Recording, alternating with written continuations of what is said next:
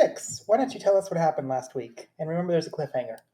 Okay, last week we decided that before going to the Rasahari, we wanted to investigate a rumor of a teleportation circle that we heard that was relatively close to Dolvaran. So we geared up and headed off toward this teleportation circle. Along the way, things went pretty smoothly up until we were ambushed by a pair of rocks. We had an intense combat with them with a lot of back and forth, but ultimately were the victors. Afterwards, we had a post battle celebration, but we weren't allowed to feel at ease for too long because as we continued our journey on the night watch, a mysterious creature used some sort of mind altering ability on Karito and approached our group for some unknown reason. As a reminder, currently Navali woke up Leorynn and is on the process of waking up other people as she reached out and was unable to be grabbed by Leo. Karito, Yes. I need you to roll me an wisdom saving throw. Wisdom saving throw, you say? Yes. Well, it's not my worst, but it's not my best. So let's give it a go. Nice. Not terrible. Yeah. I'm going to ask a very important question. Navali, are Yeah. you trying to protect Karito or are you trying to wake more people up? I can't remember what I said last time, but like I thought I said like for Leo to be like watching over Leo's Karito. awake. Well, and Leo tried to tried to reach his arm out and stop the person before it reached Karito. So Leo is definitely right next to Karito.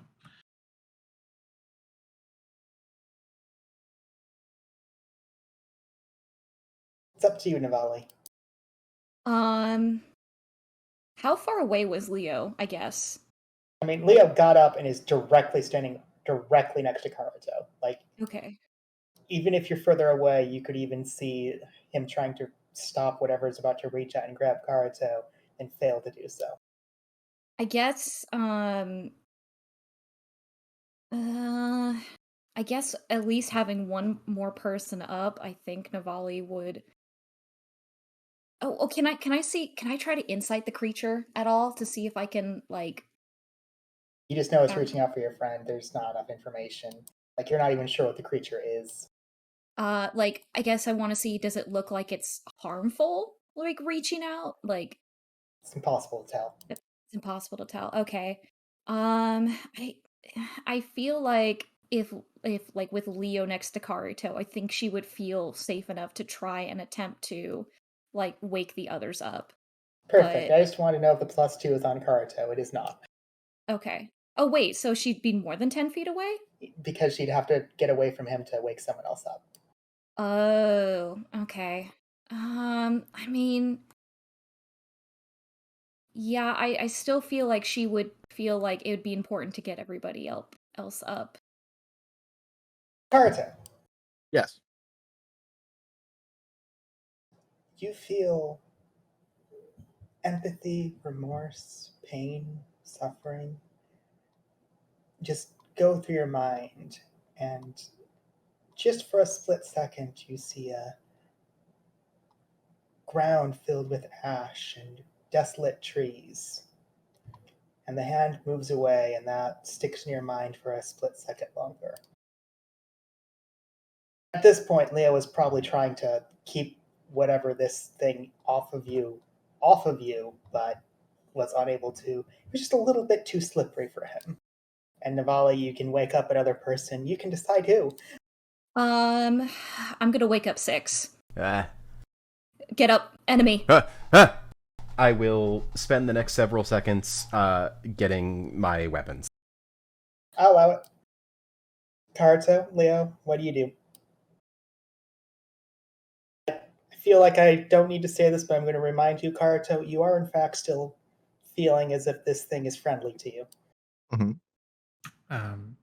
Leo would be, I mean, assuming this thing has touched Karito, Leo reached for it in the attempt to stop it, and having failed at that, is immediately trying to get a sense of if Karito's in danger, and if so, Leo will take the actions that he needs to.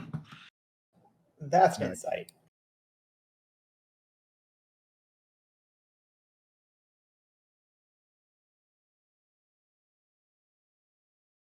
Whether Karito's are in danger or not is still a little bit up for the air, but you can tell Karito does not seem to take any physical damage. His body still seems healthy and hearty. He also doesn't seem to have anything that's saying, I need to kill you. I would, as much as possible, try to position myself between the two. Try to shove my way between the two to give Karito the distance. Karito physically stops Leorynn, and if he tries to continue, he sort of like moves around him, looking at the creature that's just retreated. What was that? What did you show me?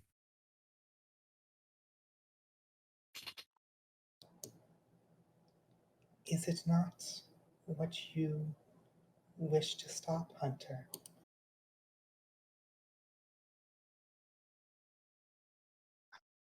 How would you know this?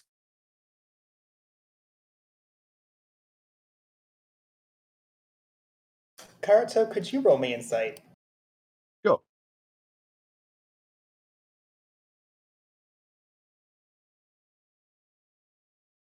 You pick up one thing from that insight of a natural 2. And that is confusion, mostly. That could mean anything, but you confused the person who you are friendly towards.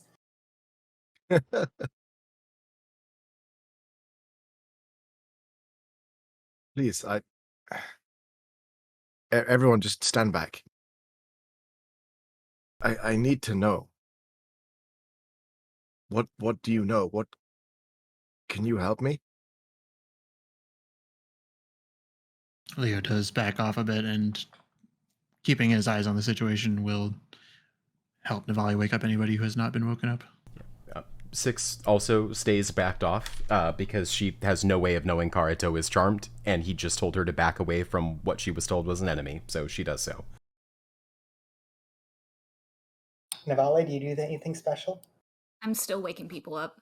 I will say that you have no issues in waking everyone up. Also, Karito wasn't being particularly quiet, so this conversation is not exactly hard to hear.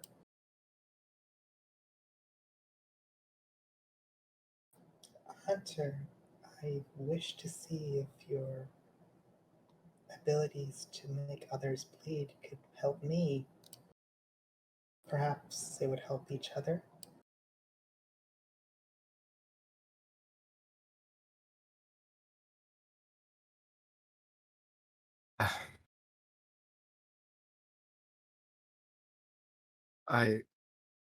I want to believe that you can, but what assurance do I have that you are able to?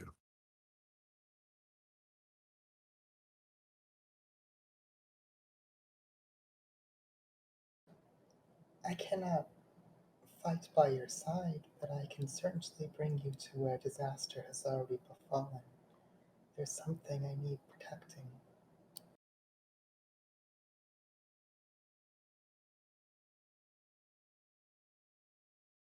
Karito looks torn at this. Like he wants to believe exactly what they're saying, but his natural caution is, pulling him in the opposite direction. Also, you rolled a 2 on insight, so you have no idea if they're telling the truth. Exactly.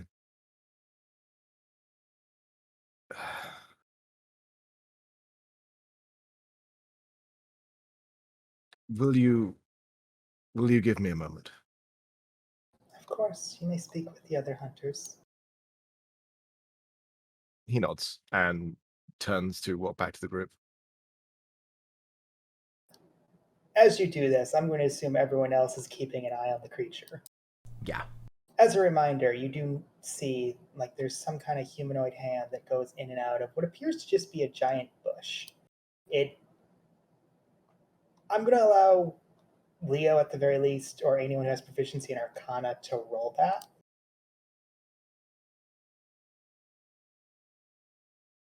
It's an illusion spell of some sort that is actively covering whatever this creature is, something that it can move in and out of without issue.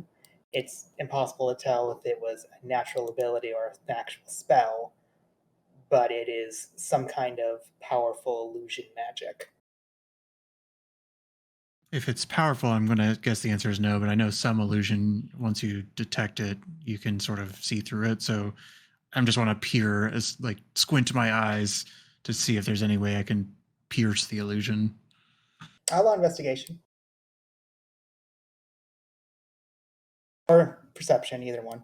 That would be worse. So With a 10, it looks like a bush that every now and then has arms that stick out of it.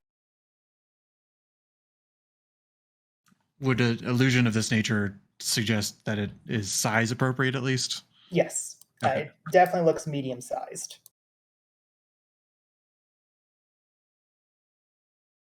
Correct me if I'm wrong, but Navali did do Divine Sense on it last week, and we did determine that it was not Celestial Fiend or Undead. Is that correct? It is not celestial, fiend, or undead. You know that for certain. Okay. Unless this illusion spell could also get around that. Navali will relay that to the group, but she will also say that, what you just said, if it's a magical thing, maybe it's preventing that. Karito said he's fine. I don't. Does Karito look any different from does he look different from what Navali saw earlier? Karito, just for clarity, you have no difference in your mindset other than you think this creature is friendly. Yeah. And to explain, he would probably look a little sort of almost nervous, like anxious. Please, come closer. We need to discuss this.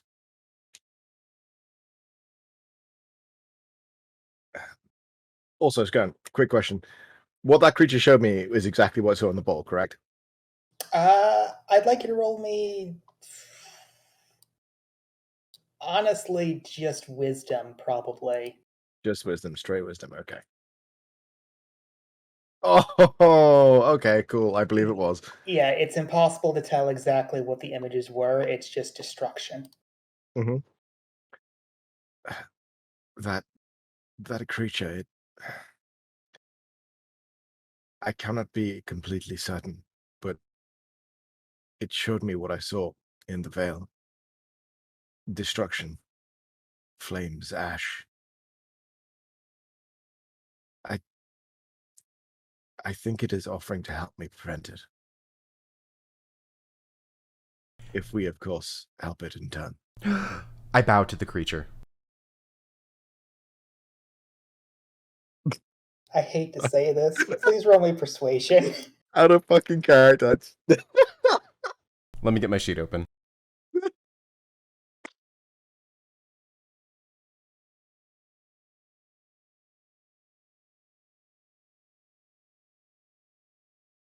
You bow to the creature. The creature stares down at you, and you can feel as if it seems flattered enough that it drops the illusion. Oh my god. The bush fades away, and you see what appears to be a humanoid woman with almost bark-like clothing. It's hard to tell if it's skin or clothing that's across it, and it's still dark, so you can't see the coloration. But the hair seems more like a mess of leaves and vines over actual hair, and stares at you with definitely almost black eyes. Whoa. With my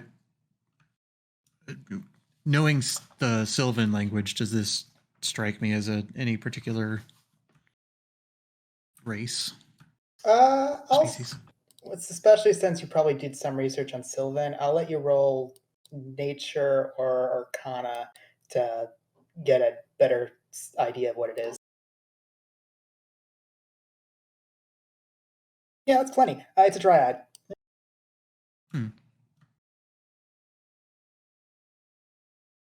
Uh, In fact, knowing that's a dryad, you know that they have the ability to charm someone, so that's probably what's happening to Karito. would I mean, no. I'll say in Sylvan. Uh, Surely we can discuss this without your arcane wiles. We mean you no harm.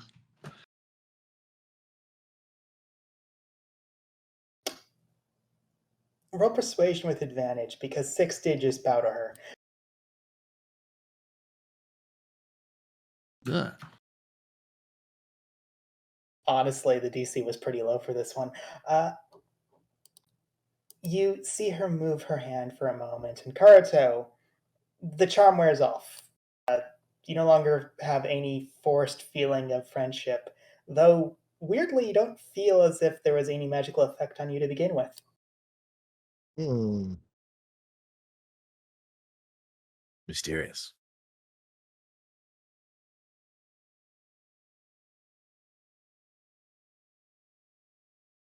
I turn to the group and say,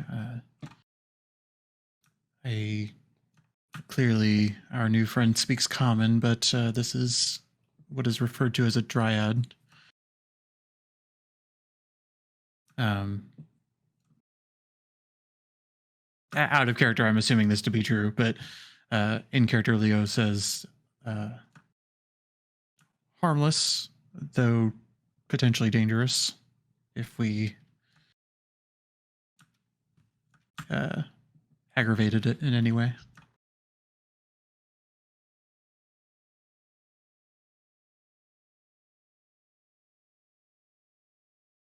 But personally, I do not have any plans towards such.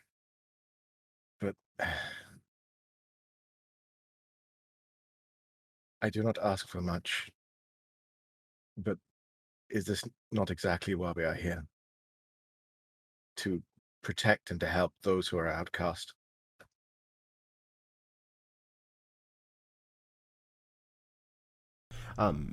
My companion said that you showed him a vision. She will look over to 6 because clearly you talked to her and not in the huddle group. Yeah. I did. I require services of hunters. She nods in understanding and then visibly goes to discuss with the group. Okay. I don't really know what's going on, but if she's not trying to hurt us, then I don't see a problem.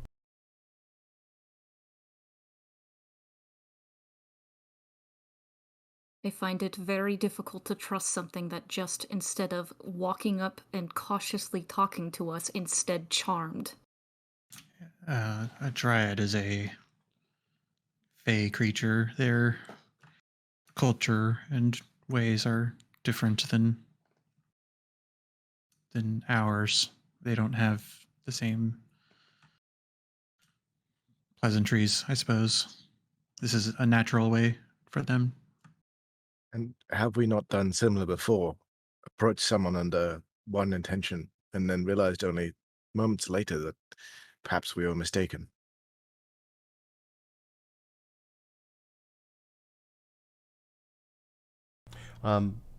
Skern, Yep.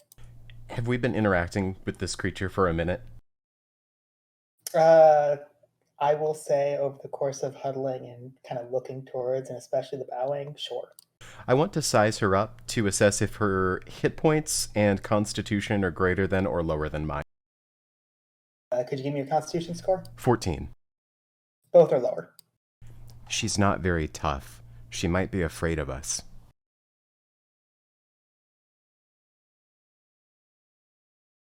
Character nodding along as if that enforces his point.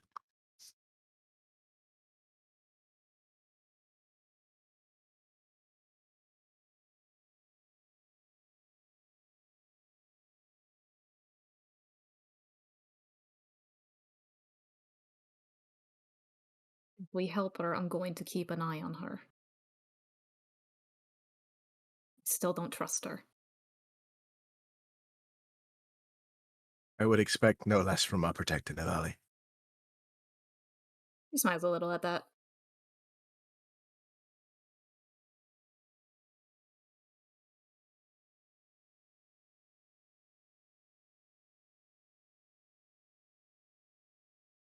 Reverence? Let's hear her out, yes. Karito looks relieved. And then turns to the creature and says, "They will listen. Please, tell us what you need." Thank you, hunters. I could smell the blood of a great beast on you when you passed through my woods not long ago, and I knew that you would be capable of slaying another beast of such caliber.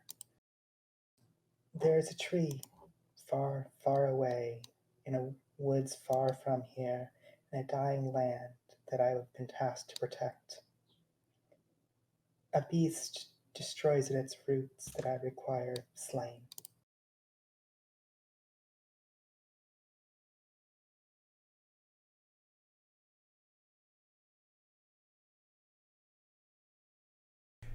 What kind of beast?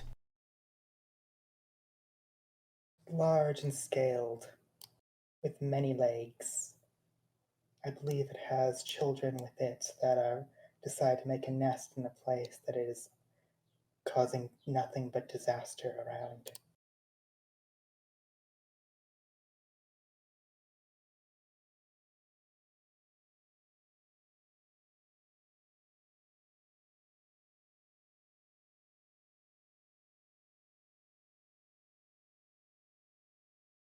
Would this beast, is it of supernatural powers?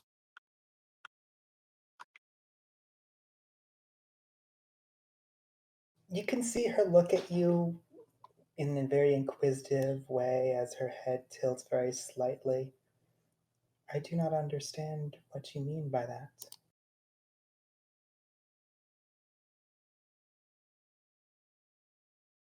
Nivali, would you be able to show her? Out of character, is Karito referring to her spear? Yeah, a idola. I unfortunately can't at the moment. I used that today. Earlier, when we, fought the birds.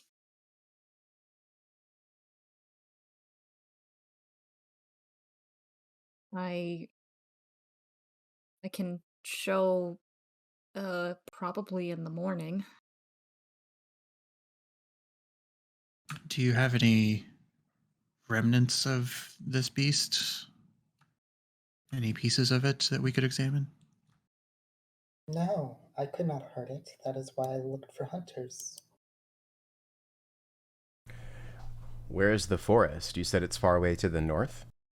No, the tree that I am to protect is not even on this continent, but I could bring it to you. I could bring you to it. Can you bring us back? Yes. Can I insight that? You may. Well,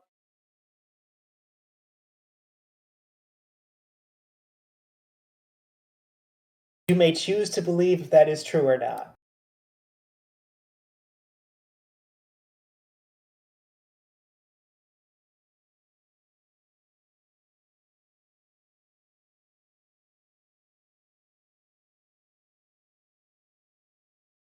how hmm, how early do you acquire this task to be done?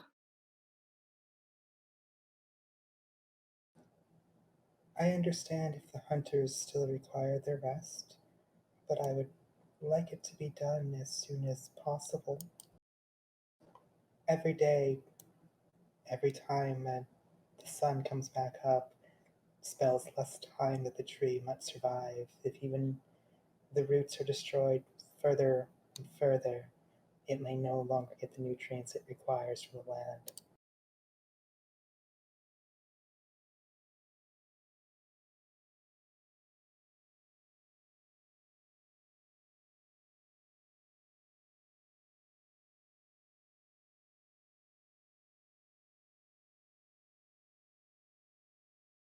I don't know how to describe this in an out of character way, but there's like Leo has not been hit, but he is like somewhat tapped for spells, and so he's probably doing like a mental tally in his head about his current capabilities if we were to act urgently. Navali, she doesn't really have a lot. She has like 4 spell slots, so The creature did say that we could rest. Yeah. She wasn't trying to push us to go do it right now. Just, like, tomorrow.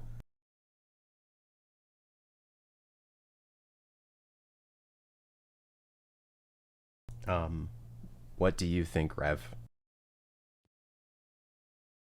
I mean, Rev's gonna just very quickly try to gauge everybody else and see if everybody's down for this, because 6 looks down. Not down to the ground, down as in, yeah, I'll fight a giant monster. Does this creature have a name or something you would call it in your tongue? It is not from my tongue, so therefore I do not know its name. I merely call it the Blue Death.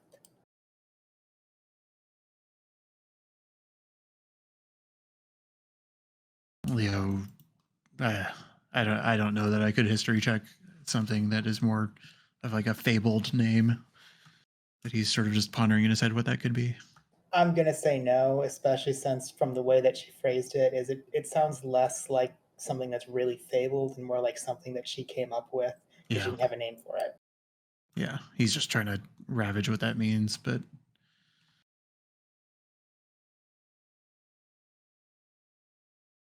do you have any advice on any sort of ways to fight the creature?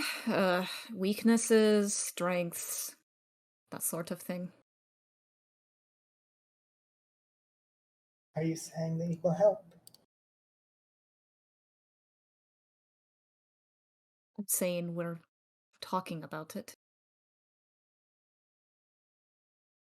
It burrows underground, but do not follow it, for the caves collapse immediately.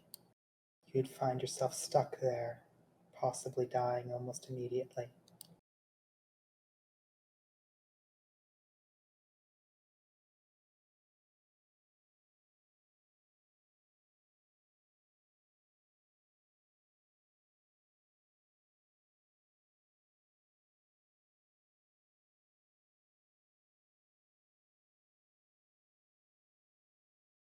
Leo doesn't say anything, but he looks like he's in agreement that it's the type of thing we should do.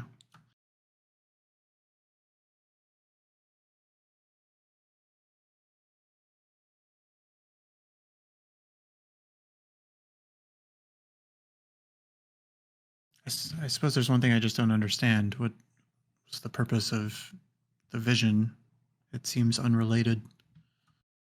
It is where the tree lies. Oh,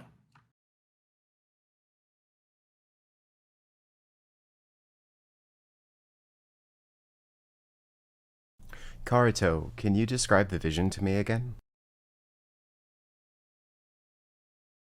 GM, can you re-describe the vision for me?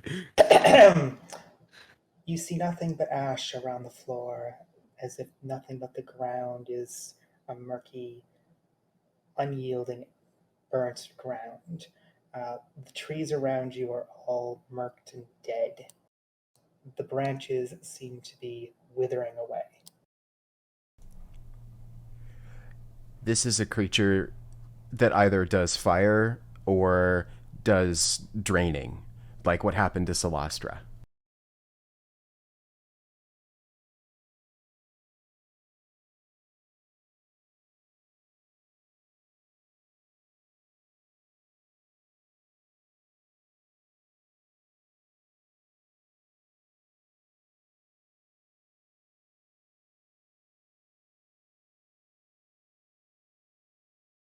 Well, Leo, somebody said this creature was the creature that we're talking to right now is Fae, correct? Leo suggested that. Yeah. Do you know, speaking to the woman, uh, do you know if this creature is similar to you? It is not of my kind. Do you know what kind it is? It is monstrous, as if mutated from constant aggression from the land itself. A creature that seems to take many traits of beast, monster, and dragon.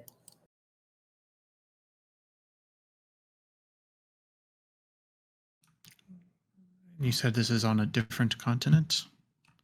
It is, yes. Which continent? I do not know the names of your continents, but this continent is withering, dying. I have been tasked with making sure I always have a connection to it, and this is the last one I have.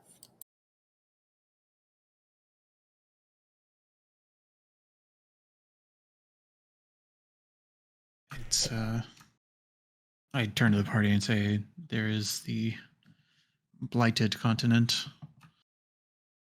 Yeah, that place VD was talking about.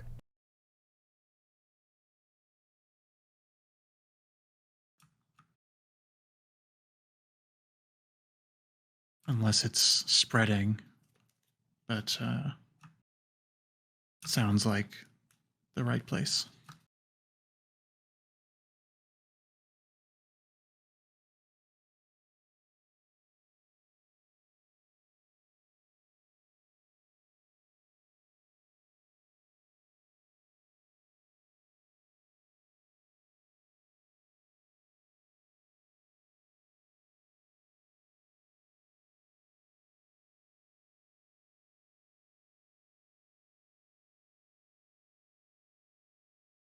I mean, Leo's ready to say yes, but he's just wait. He's kind of just looking at somebody else to say it. If nobody's gonna voice any objections, Rev will eventually say, very well then, allow us our rest and we will assist you, yes.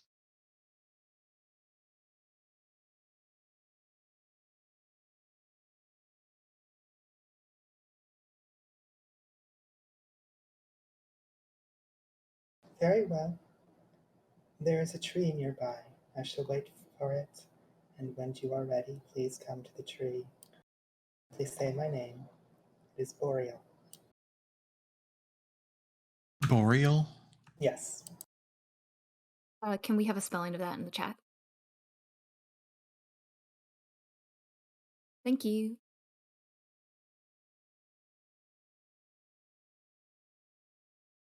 Very well.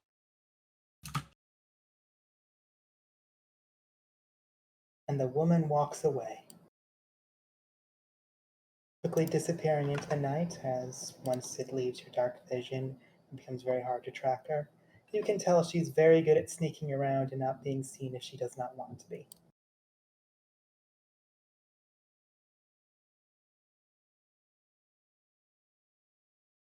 I believe out of character that we were on our third watch when all this went down. Correct. Yeah, so Leo says, well, I just need a few hours myself.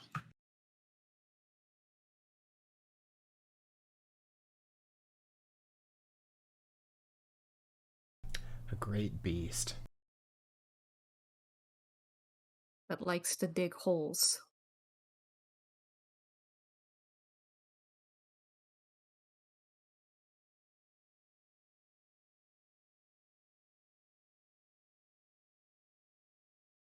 I think I'm bringing a shield if we're gonna fight any more great beasts. Those birds hurt. Tell me about it.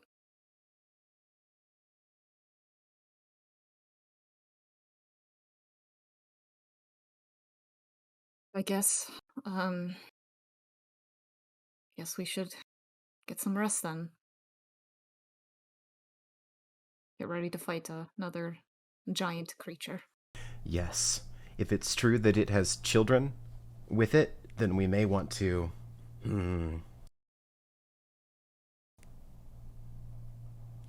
Dad says it can be helpful to observe the enemy. Maybe if we start by aggressing the children, we can learn what the big one can do. And know how to deal with it better. Navali, your spear can help reduce the harm of fire, right? Yes, but it can't do it all the time. Okay. From the way the vision was described and how the creature was described, I'm afraid it might breathe fire or something. Didn't she say it was dragon-like or something? She did. Scaly. She said like With a many legs. a dragon, a monster, and a beast.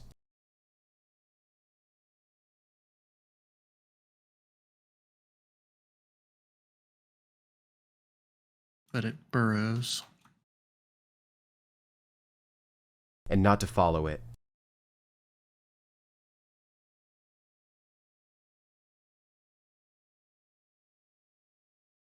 Don't think I've ever heard of such a creature that's a dragon and also can burrow into the ground.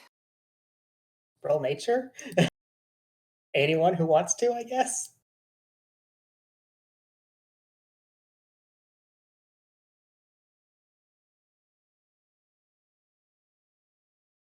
I'm gonna do it. Did Celastra get woken up? Yes, Yes. she did. Oh, okay. Sorry. You were privy to all of this information, Slostra, don't worry. Why is it whenever it's about dragons or dragon adjacent things, I always roll high? I don't know. 6. You are well aware that if this comes from a draconic heritage, there are several that have burrowing speeds. Though when a creature burrows in such a rapid fashion, what it's doing is constantly closing up the dirt behind it, which means that following it would be very dangerous. But if it has a draconic heritage and is burrowing, it's probably not going to have a fire breath. Okay. Okay, there's lots of dragons that can burrow, Navali. They don't do it like when we dig a hole. They actually close up the ground behind them because of the way they move through the ground. It would be super stupid to follow in after them. You'd just get crushed.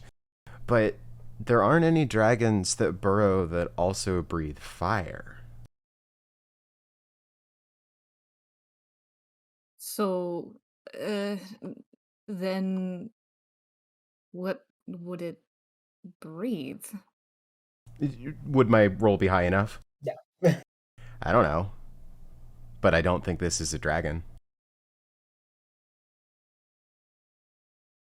The creature was described as being dragon-like. If it burrows, it's not a fire-breathing dragon, but there was fire all over the vision. It has to be something else.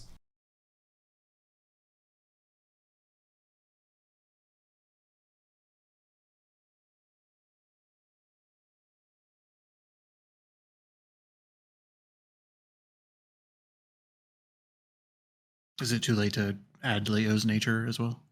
I'll let you do it, like especially since people are just talking about it and you're just trying to think about it. With a 24, there are many different kinds of burrowing creatures that would be draconic in some way or form. Probably when she describes draconic, she's simply talking about scales, meaning that it's basically just a giant lizard. The fact that she said it had many legs, she never mentioned wings, means it's probably not a dragon. So that narrows it down. That being said, she called it the Blue Death, and blue is most oftentimes associated with lightning.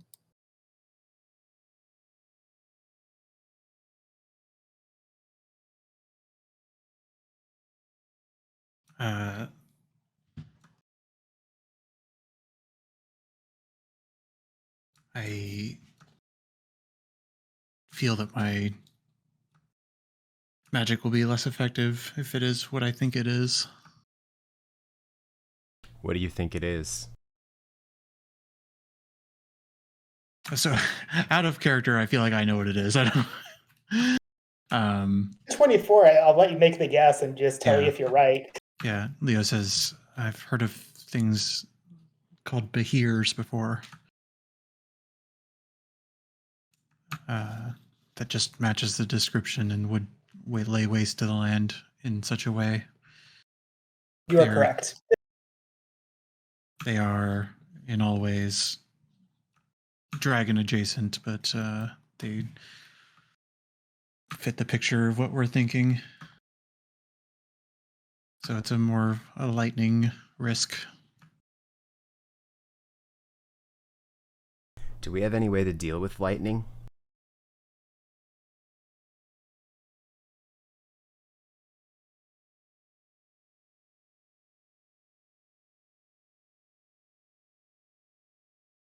That's a no. Breath They have to be very careful. Yeah, breath weapons tend to have a limited range, and I could fly our more vulnerable targets above the field, but that won't help when it burrows. Then we Sorry. You first. Do we have to be concerned at all if it will, since you mentioned lightning, perhaps any kind of paralyzation that we'll have to worry about? The answer is no. Yeah, Though it's big enough to eat you whole. yeah. The concern is less about any supernatural things. It is a big, hungry thing that will seek to eat us as it does others, I imagine. Those who are in melee with it will probably have the most difficulty. Right, take in a shield. I do have a spell that could help make one person resistant to lightning at least, but that's the best I can do. That'll be helpful. You could put it on one of our frontliners. Nabali, Rev, myself. It's a good plan. A lot of my lightning magic probably won't be very effective, to the point where me flying Karito and anybody else who wants to be in the sky out of the way might be a good investment. Those who can attack from above. It's an idea, but if it does have a breath weapon, isolating someone in the air could be a bad choice, unless they can get far enough away. Karito, how far away can you shoot? How far away can you see? Like all the way over there. I can hit that. Okay, maybe it is a good idea.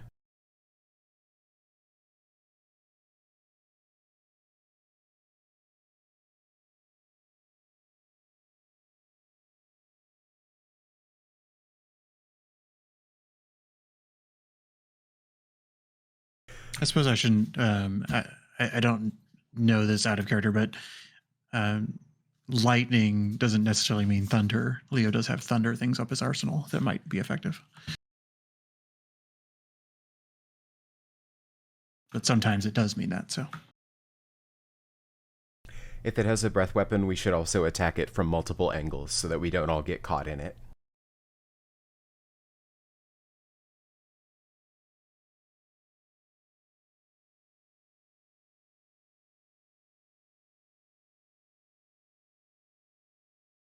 Would I know if a Behir is an intelligent creature at all? You know that probably you've read books about these creatures and every now and then heard legends about them because they're not common. But most likely you would have stories of Behir actually talking, meaning that they have to be intelligent, though you're unsure if that's abnormal. would I know what language that would be in? Draconic. Okay. I don't know if anybody speaks Draconic, but not that we're necessarily prepared to negotiate on behalf of the Dryads, but I don't know if that would help us position at all. I do think it's intelligent enough to be there for a reason.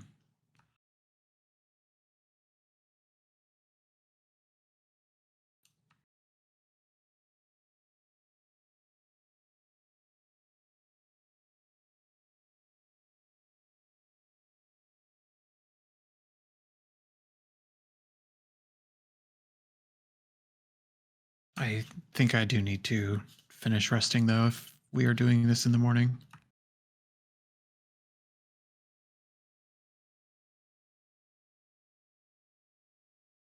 Character nods. Nivali, we should finish our watch. Of course. Everybody else, get some rest.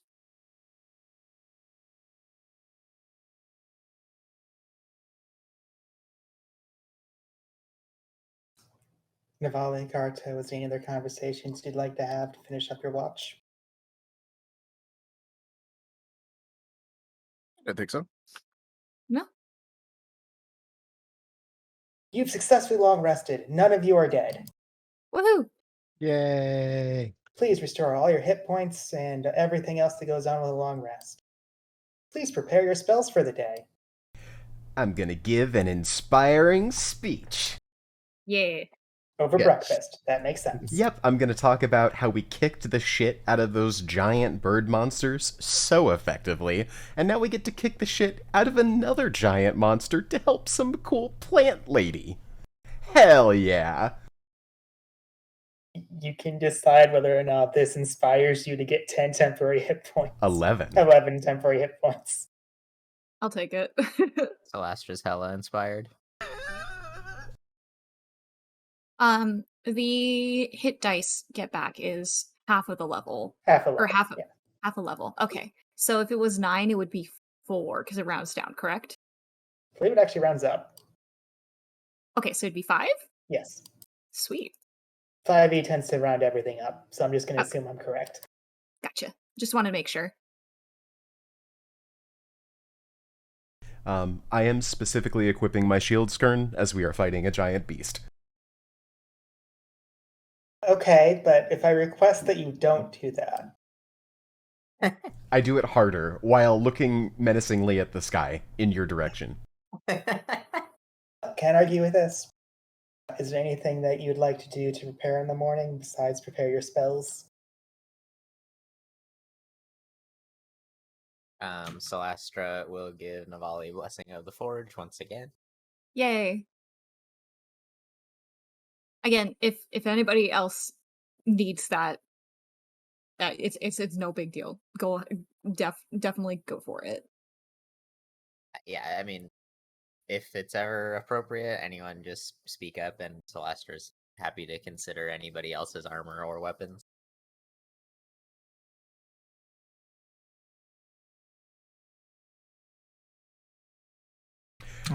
Leo does change. Sorry, Leo changes his armory arm guard to a shield mode as well.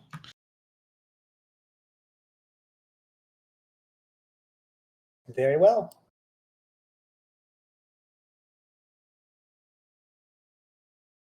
Let me know when your spells are prepared. Cleric, paladin, wizard. Yeah, I'm still deciding. Me too. Rev, Yes. as we aggress the beast, I'll try to make an opening for you. But once your spells are shot, if you don't want to use them on that thing you do, I'll try to make an opening for Karito instead. Rev nods.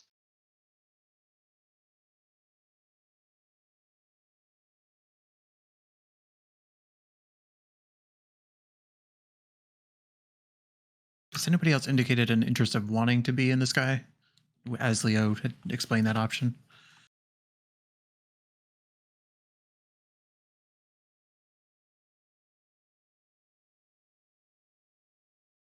Would it be? I don't know, man. Like, flying does sound cool. it does kind of make you like a target because you're up in the sky and like outlined. So I guess maybe we see how this thing acts and then work from there in regards to like whether flying would be advantageous. Because like if it can like spit or whatever, then like probably not a good idea. Also, being in the sky means I can't hide at all. So Fair. And you get high enough, you get to the clouds.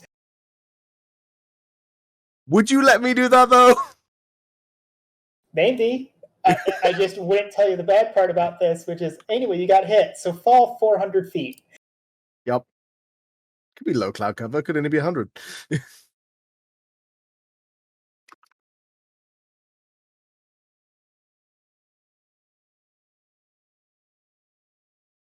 Well, it's definitely a spread out fight either way, whether that's vertical or not.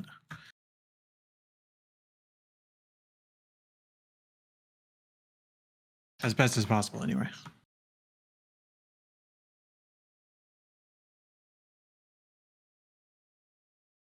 Oh, and I've finished preparing my spells. Yes. Okay. As have I. Yeah, Shivali? I think I got it. Okay. You have finished preparing the spells. You have heard an inspiring speech that has given you all 11 temporary hit points. You just go up to a Hooray. tree. I think we go up to a tree. What do you say?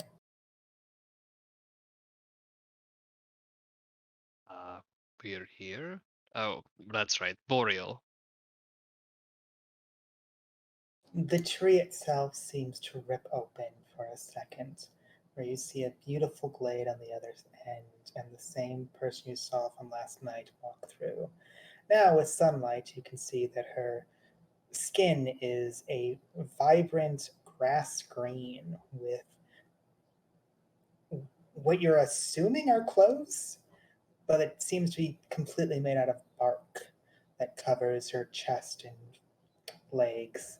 And she kind of nods to you with the hair that is a strange, almost autumn colored red and orangish. That definitely doesn't look like hair and more like a tangle of vines. The tree closes behind her and she looks towards all of you. Are you prepared, hunters? Rev will nod. How close are you intending to bring us? Are we expecting to fight immediately? I do not know where it will come up. I merely intend to bring you to the tree, and if all goes well, it will come hunt you, as you will be the only meat in miles.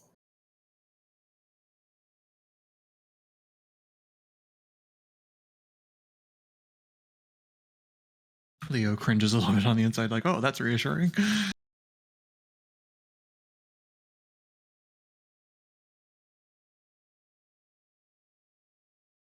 If you are unwilling to do this task, I will simply find others. Are you ready? We're ready. Very well. When the tree opens, please walk through. And she taps the tree, and once again it splits open as if lightning had surged through it, but you can tell that the bark itself is untouched. And you look on the other side, and instead of a vibrant forest, you see the ground, this grayish black all around. It doesn't even seem like dirt. It seems almost like black sand that goes for miles. And you, every now and then, even looking through the tree, can see a couple of other trees, but they're withered and dead without any leaves on them. Branches clearly broken or dying on the spot. Do you go through? Rev will go through. Yep. Immediately before stepping through, Leo casts Locate Creature. He wants to know how close it is as soon as we're at the other side, or if it is close. What's the distance of locate creature again? 1,000 feet. You know what? I'm going to roll for it 1 second.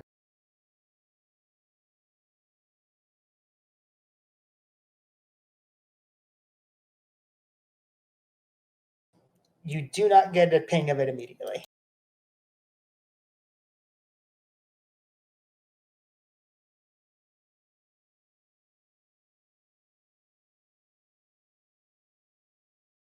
Okay. As you walk through, the ground itself seems relatively difficult to walk in. It kind of shifts to your weight and almost pushes you through. As you look back, there is 2 foxes who are watching you go through and just kind of sit down and wait. I just wanted to make that canon that they are just waiting for you. You don't ask that later.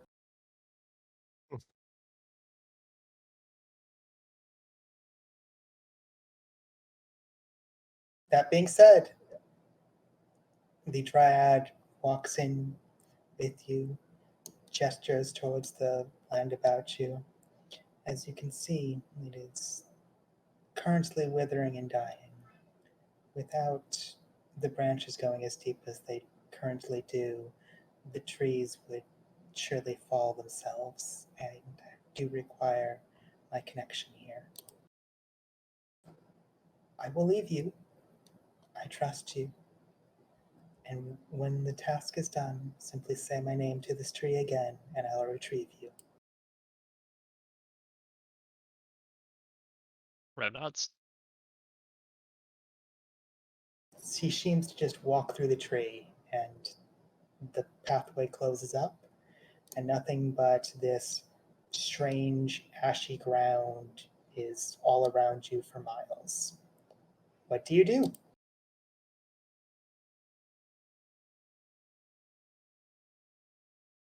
If it's going to come to us, should we go ahead and spread out, or do we want to go to a different position? We have time to set up. I don't sense it nearby. Leo's kind of holding his wand in a way that is similar to when he was tracking the shadow monsters in the last, or in Dolveron.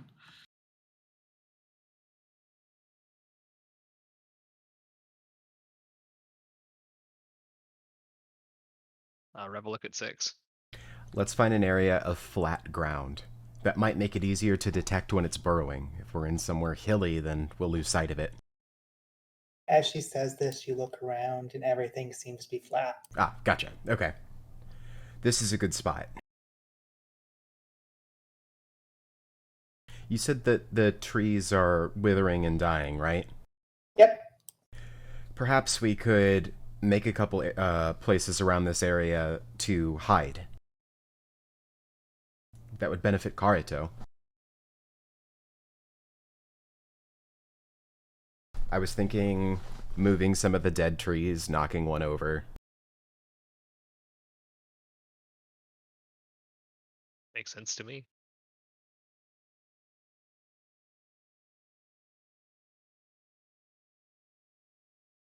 Do you start doing that? Start knocking some of them over?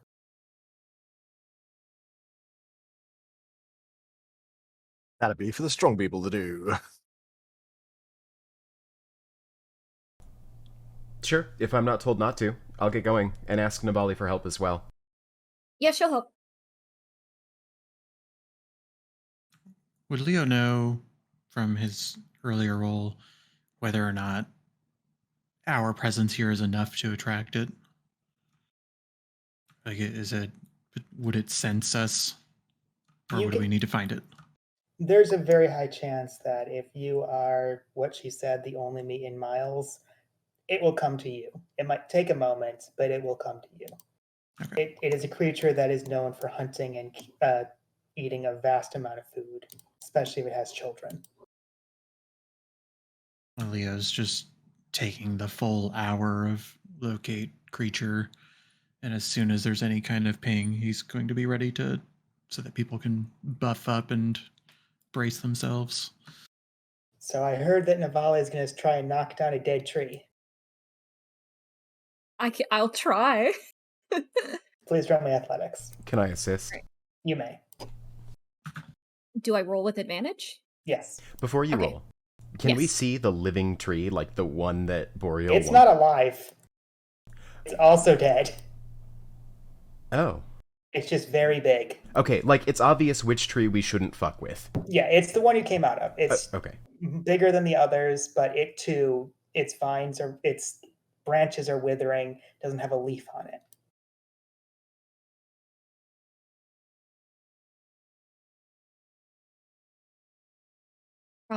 Okay, so yeah, definitely not going after that tree. So Yeah. just finding There's just trees yeah, around you. There's no issues Okay, in doing cool. this.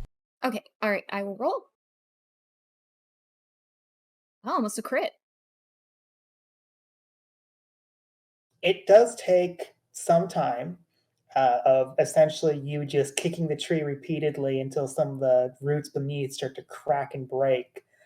But these trees are not doing well. It's dry and the ground itself isn't solid. So you knock a tree down after a few minutes and it crashes to the ground in front of you. I'm going to say you're able to knock 2 trees down and with some effort position them in a kind of ways that Karito could use as cover. Nice. Hell yeah.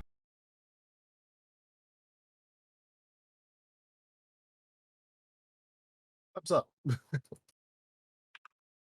Anything else you plan to do to prepare?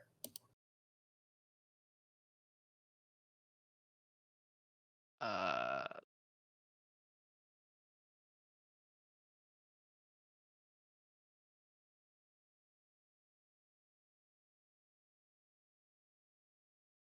Leorynn, when you start to sense it, when it starts to get close, let me know. I'm going to use Sophia. Understood. I could also make a loud noise if we want, but I hope it will. I expect it will find us soon, regardless.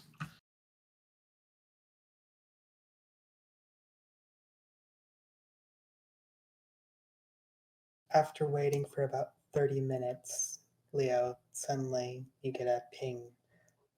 It's south of you and also below you, but it's definitely coming towards you. Leo's eyes just sort of dart in a like he's been casually patrolling around, but you can all see his eyes just like immediately shift south, and he says, "It's within 1,000 feet, that direction, below us." And I imagine, even in the time I said that, I expect that I feel it getting closer, beelining to us. Yep, at considerable speed, in fact. I climb up one of the trees, like 15 feet. Sure. Rev will transform Sophia trigger and start to spread out.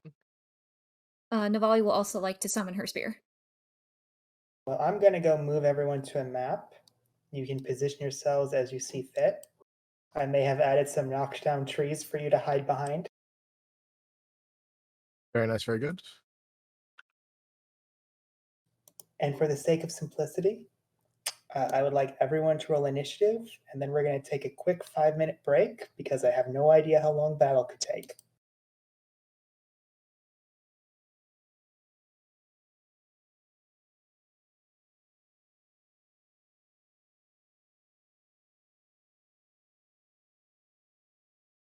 That being said, feel free to position yourselves however you like, and you have this entire map to your. You had time to prepare.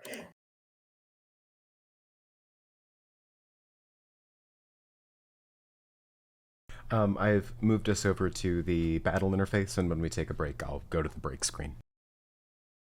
Well, why don't we take a quick break now, as everyone did roll initiative, and this way we can go to the bathroom, grab a drink, and prepare for how long this battle could take.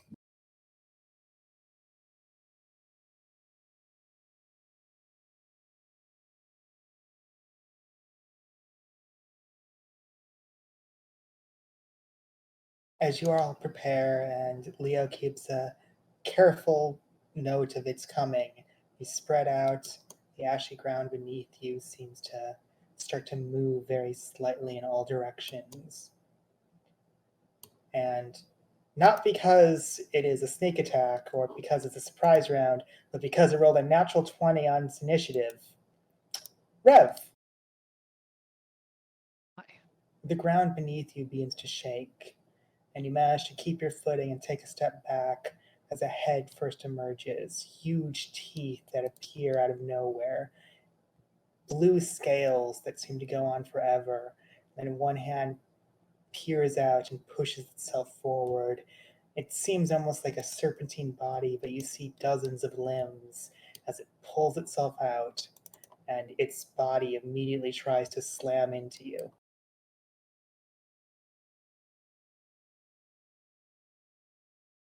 That's a hit.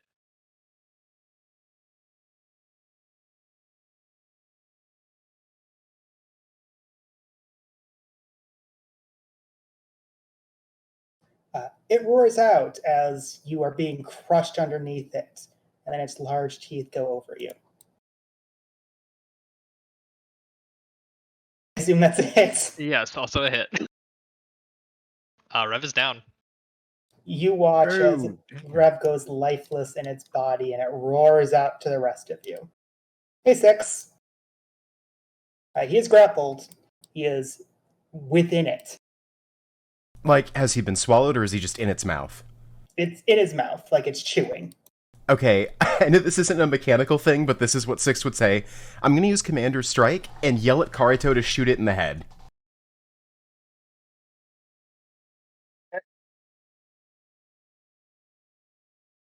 So I do an attack. It's got no bonus, just straight attack. Rev is down, so it doesn't count as a sneak attack. Correct. That is a hit. Nice. So I do this plus 1d4. 1d8. Ooh, 16 damage.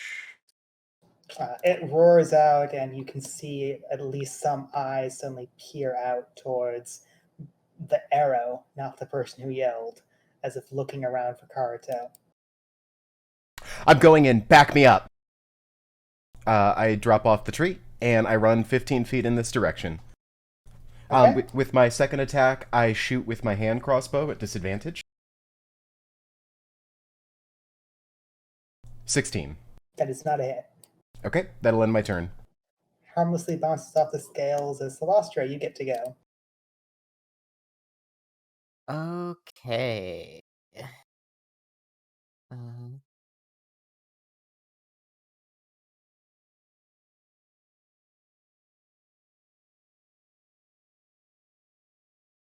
Rev is currently unconscious. Unconscious in its mouth, also like its body is wrapped around it. It looks like it's preparing to just swallow him whole.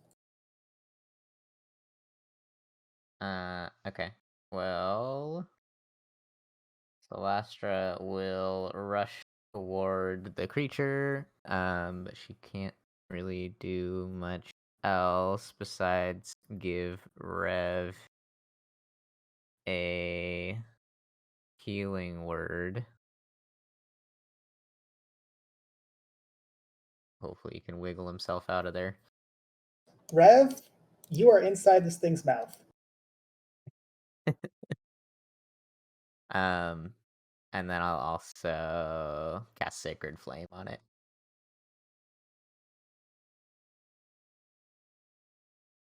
Dexterity saving throw. Jeez. It just kind of bounces off the scales. It doesn't even seem to be concerned with you. Okay. All right. Hey, Karito.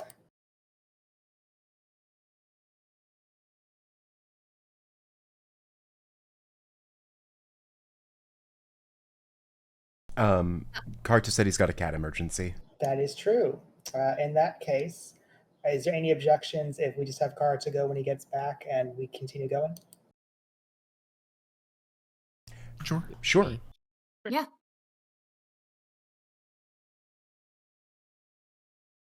the ground seems to be shifting over on the left side of the map.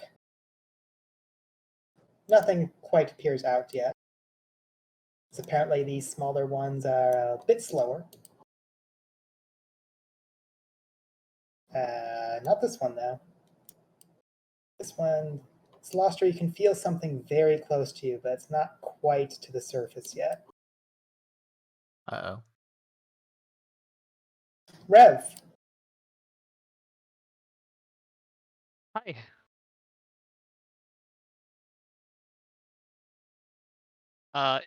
If I am grappled, are my attacks at disadvantage? you are currently restrained, yes. So Restrained.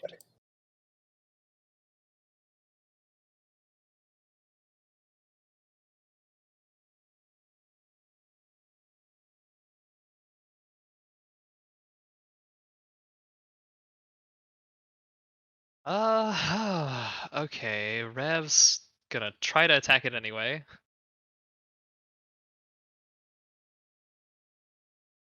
But he will bonus action Hexblade Curse it. sure.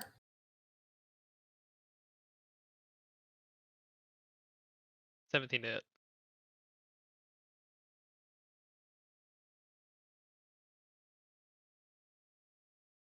A 17 is actually a hit. Oh.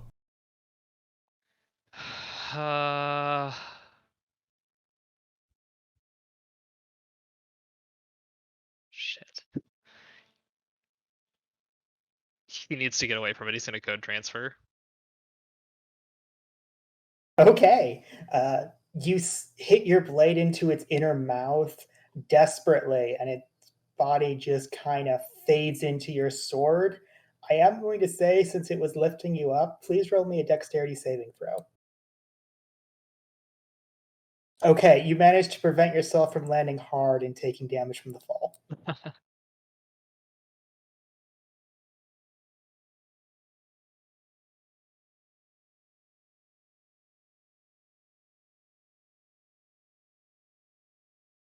And then I'm gonna limp away. Yes, you can certainly do that.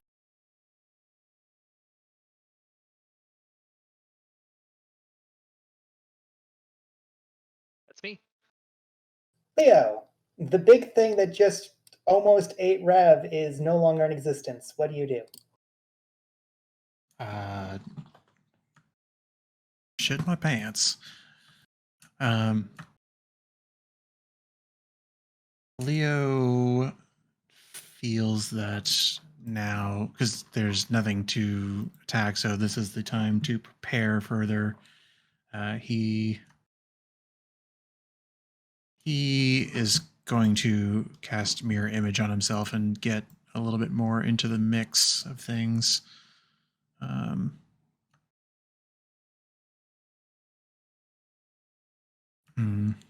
Yeah, he's going to come through this way.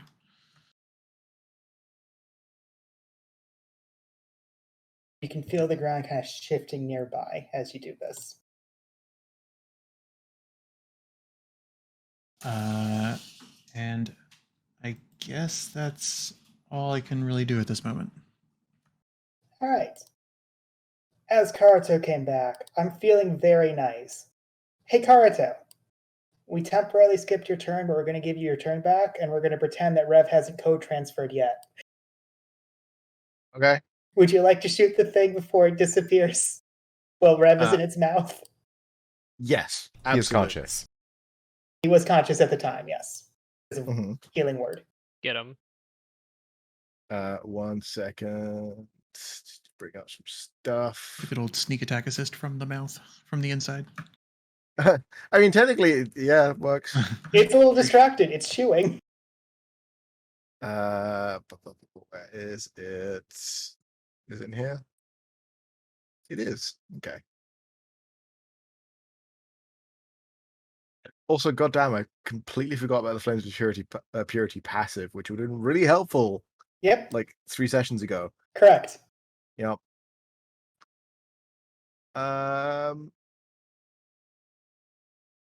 Karito focuses really hard and aims at the creature. his bow starts burning with a clean white flame, and he looses an arrow, which also is on fire. It doesn't leave a trail of fire, though. It's just on fire. I'm using Blessed Strike. Makes sense. So that's 20. No, not 26. 24. 24 is a hit. Good. I also need to toggle sneak attack as well before I hit damage. Boop. Okay. Nice. 23 damage. Slams into it, and then is there any movement you're going to do? Or any bonus actions as well?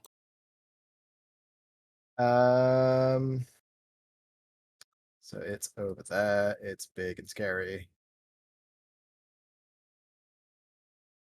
I think the Blessed Strike is a bonus action, isn't it? Maybe double check. No, just make an attack roll. Fair enough. Oh, it's probably part of the action. That makes sense. Yeah. Is this hard looking ground or is it packed earth? It's packed ash, technically. Packed ash, okay. And that's a stone.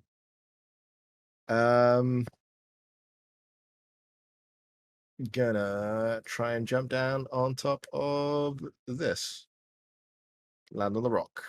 Would you like an acrobatics? I would.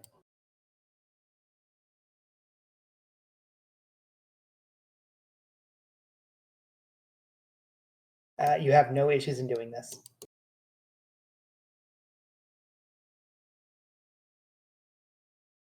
As you move around, you see Rev struggle for a moment, slam his sword into it, and then the creature vanish from view and him limp away.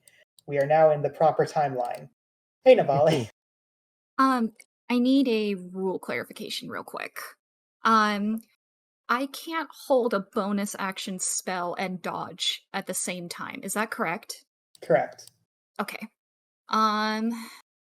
Because if I were to hold the spell, that would be my action, even though it's a bonus action.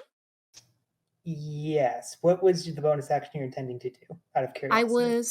I was going to wait for the creature to pop back up and bonus action compel duel it. Okay. But I want to get to like well I do yeah, I want guess to that's note my thought process. something that I double checked on. Flames of Purity can't sneak attack. Yeah, can't modify damage further. Yeah. So I'm fixing that a little bit. Continue. I'm sorry. That's fair. But if I can't do that, then I was going to do something else. I just was curious if that was something I could do. I'm going to say no. While it is a decent idea, it's more of your action has to be used in the sense of your reaction is doing that thing. So you could hold the bonus action. I'd still count it as doing an action.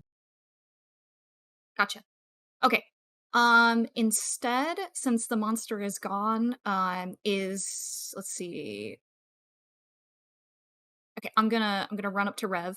Navali's gonna put a hand on your shoulder and she's gonna say, "Stay with me," and she's gonna drop 20 points on you. Sure, Rev appreciates this. He does, very much so. Thank you. No problem. So that was 20 feet, I believe, because she was right. Yes. So, given that we still don't know how far this creature's range is, she is going to move. Let's see.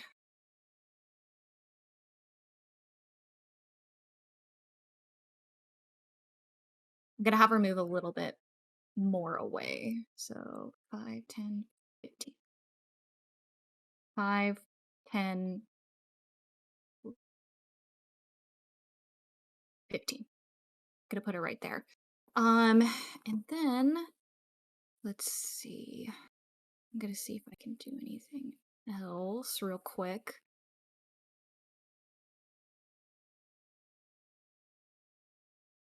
No, that's me. All right. As you move a few feet away, you feel the ground shake a little bit underneath you. and a much smaller thing suddenly yap out of the ash and bite directly at your ankles. At Navali? Yes, at you. Okay. Miss? And then its body twists and tries to slam you with its tail. Miss. It seems considerably less capable than its mother. Gotcha.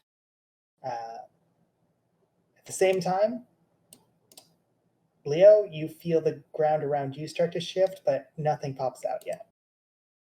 You get the feeling that there's at least two things nearby you, though. Hey, Six. Hi. That big scary creature went on an initiative above me, right? But it is currently somewhere else? Yes. Cool. Okay. I am going to deal with the ads. Hey, Karito, want to take another shot? Sure. All right, I direct you to shoot the baby Behir that is at Navali.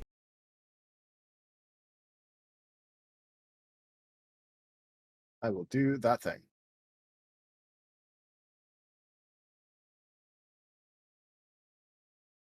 Oh, damn. As you might imagine, that hits. Oh, sweet. That's a good amount of damage just from 6 alone. Oh my god. Nice. 37 damage total. Navali, as this thing tries to nip at you and you keep it at bay, suddenly an arrow goes straight through its neck. It starts gargling blood. It's still moving and desperately fighting you, but it's not doing good. Excellent. Nice shot. Good job, Karito. I'm gonna move over this way. Let's move behind here. And as I do, I'm gonna ready another shot with my hand crossbow. I'm not gonna move there because I need to be within 30 feet. While I'm here, I'm gonna take a shot. Okay.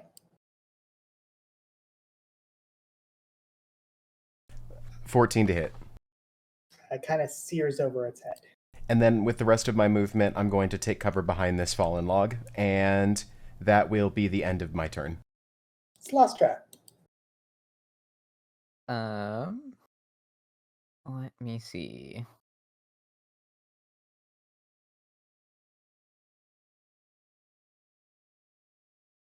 Celastra will approach the baby and give it a two-handed smack.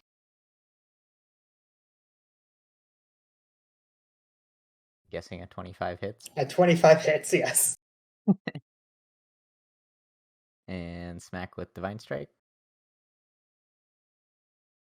How do you want to do this?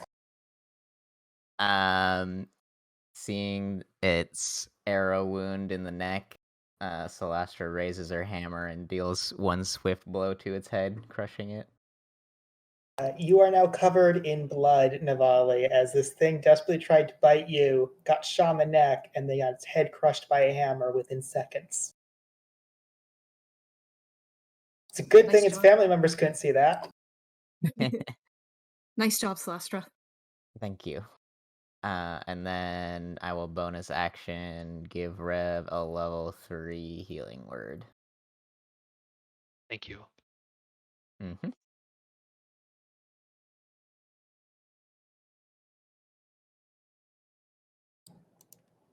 Karito, Yo.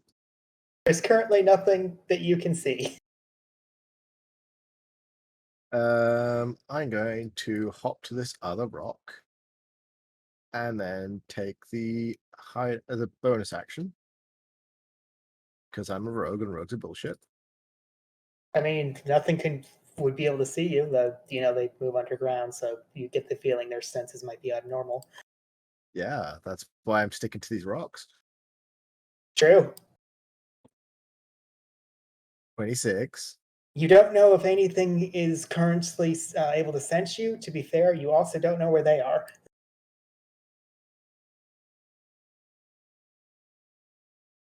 And then I'm going to ready an attack for the next creature that comes in range of an ally. Okay. So that's going to happen almost immediately, but I'd like a perception from you. Okay.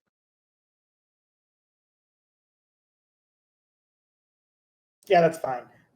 You look over to where Leo is, and while it's a little bit covered from the fallen tree, you see the ground start to shift underneath his feet, and a head shoot out trying to bite him. You may get the first shot off.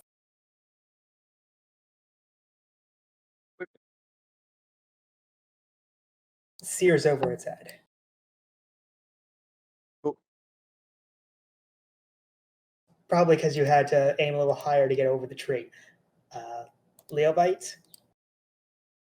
Mirror image to see if it is hitting Right. me first. Technically, wait, 6 or higher to change the attack target to a duplicate. So actually, that does hit me. Taking that 25. But and does you shield? Yeah, I was gonna say I do shield. Okay, you shield. It seems frustrated. Tries again with its tail. That is hitting or attacking against a duplicate, and the duplicate dies. One duplicate down. I believe you summon 4 when you do it, right? 3. I'm just going to mark it with 2 now, currently. That's its thing. It's just growling and clearly wants to keep fighting you.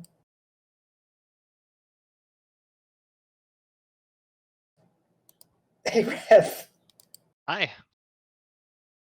This one was originally going to go up to Slostra, but it doesn't know that Slostra move. Just knows something's still there, as a little small head peers out of nowhere and tries to bite you.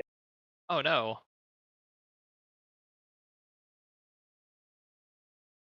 Miss. Also miss. This thing is considerably less scary than the big one. Rev, at the end of your turn, it's going to reappear. What do you do? Oh. What a great question. I wish I had a good answer.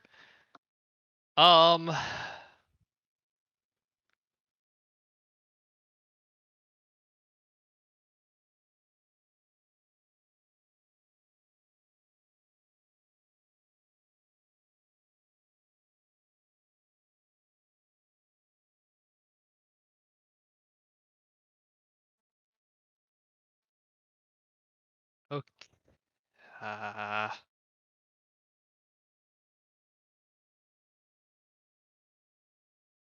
Rev is gonna hold banishment for when it returns. Oh! Okay. Of course, 5th level, which means he can target 2 creatures when it goes off. Poor creature. Okay.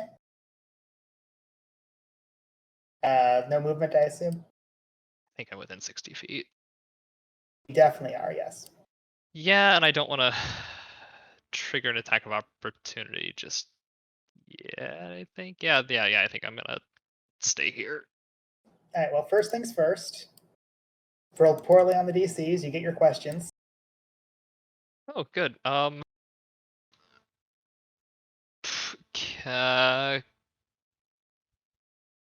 Well, I think we have a suspicion, but if it has an ability that has a saving throw, what is the DC?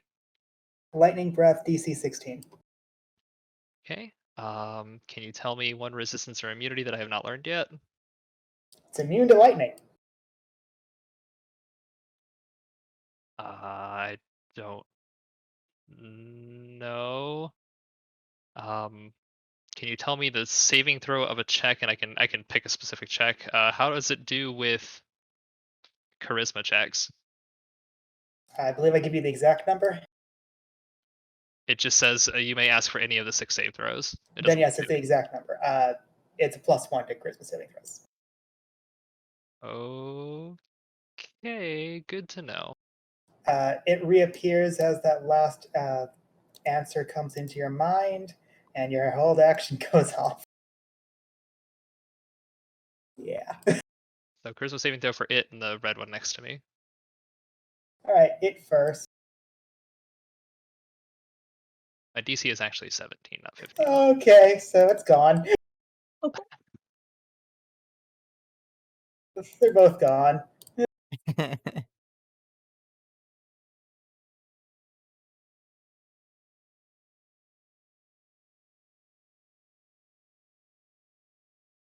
So everyone sees it reappear for a second, start roaring out, and then please describe the banishment.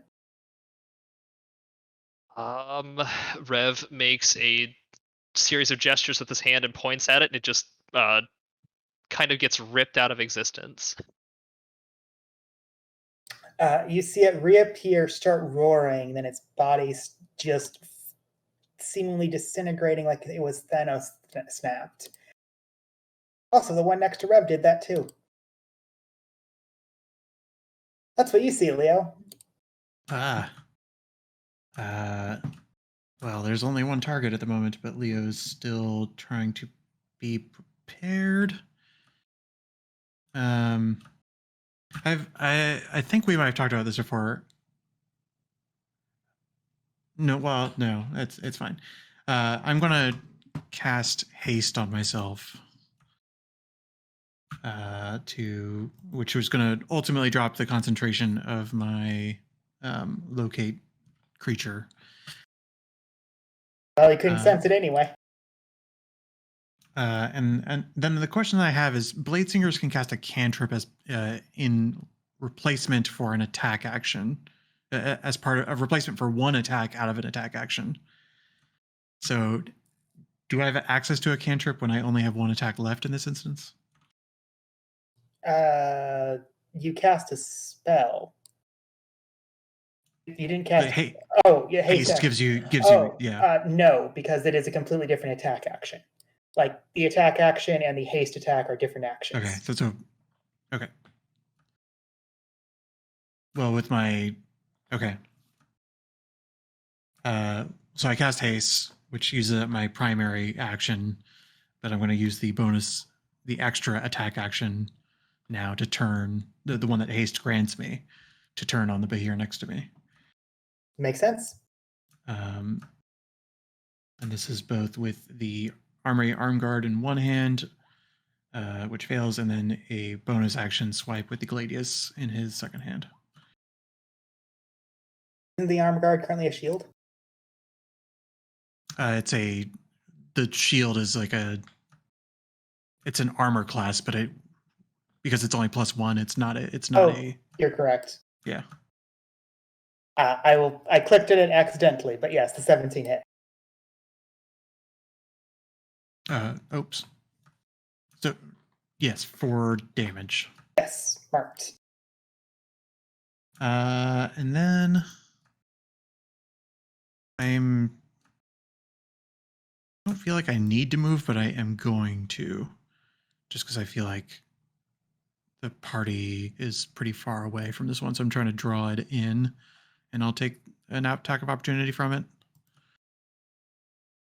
Action first.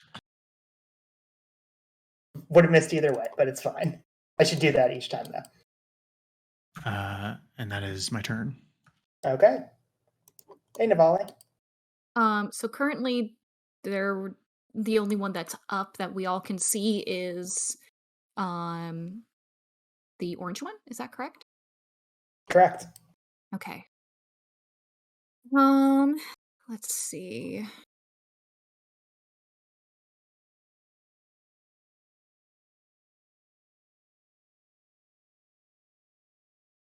And does she, because she's seen Rev do banishment before, does she know that the creature is going to be up? Like Has next? Rev ever actually cast banishment?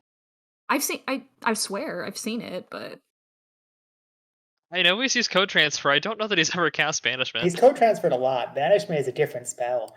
oh, I guess okay. Never mind then. I guess she would rather be safe than sorry since it looks like it's been targeting Rev. Let's see. I just have to read.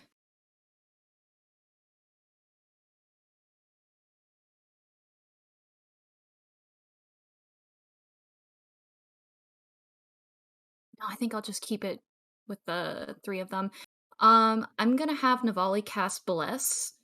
She's going to put it on her, Rev, and Celastra. So she is concentrating on Bless right now. So everybody all 3 of them have extra for attack rolls and saving throws. Let's see. So that is an action. And then Extra what exactly? 1d4 or? a D4, 1d4, yes. yeah. So yeah, on saving throws and attacks rolls. Okay. Thank you. Yep. Let's see. And then let's see.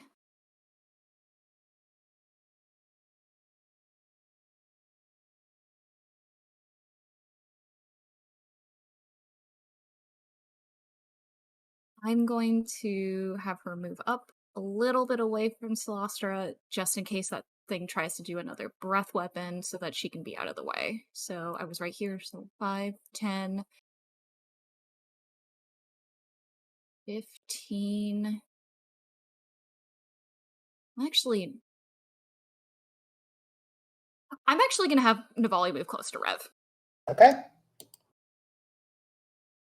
And that's going to be her. All right. Leo, you feel something following you underground as if the ground starts to shake, but nothing pops up yet. It's banished. Oh, this poor thing. Anyway, hey, Six. Okay, as she comes out of cover, Six shouts over the log, Rev, that thing you did, how long does it last? I have time to respond. He'll show up back 1 minute. Okay, I've got a plan. I need some time to set up, though. I'm going to go right here and then take a shot with... actually, so my plan is to go into my pack and take out some flasks of oil that I have. Could I use my action to chuck one of them at the spot where the Behir was? Sure. Okay, what would I need to roll to do that? Just roll me a basic attack, though you just have to beat a 10. Okay, is this dexterity plus proficiency or no proficiency? Yes. Allow proficiency, because this is just like a thrown weapon. And you're a fighter, you have proficiency on everything, in my opinion. Yeah. A flask of oil breaks where the Behir used to be. Okay, I'm gonna get a couple more down and then light him on fire for when it comes back. And that's the end of my turn. Alright, hey Celestra. Hello. The big Behir is still in somewhere else, correct? The big Behir and the red Behir, baby Behir are disappeared. In that case, Celestra will move 30 feet west and cast a Sacred Flame on the orange baby. All right. Their dex isn't even that good. I don't get this either. That's all. Karito.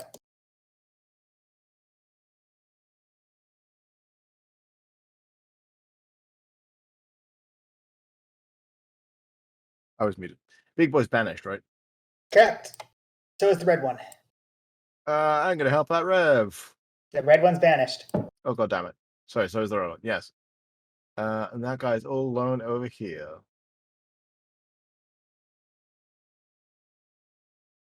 Gonna have to crack glass.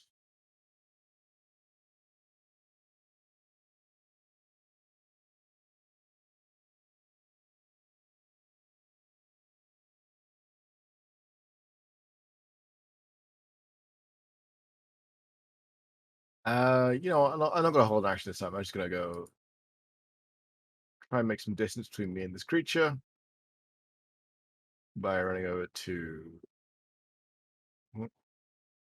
this tree. I like getting shimming a short way up it because I've still got 5 feet of movement left. And then fire for a shot at them. Makes sense. You know, these things are so much smaller that it becomes much harder to hit them as it kind of goes off to its side. Bonus action. Go ahead. Yes, bonus action for this kiss. Just make sure that was what it was. And then as it misses completely, it stops midair and goes right into its back. Doesn't 6 seem to damage. like that. I don't blame it. Would be very comfortable. In fact, it likes it so little that it starts digging into the ground, and within seconds, it's completely underground and seemingly moving there again.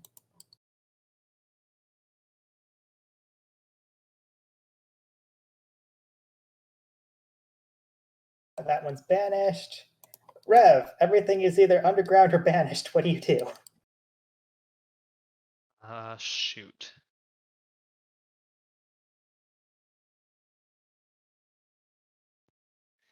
How is this like an actual tree? Like, It's branches of a tree, yes. okay.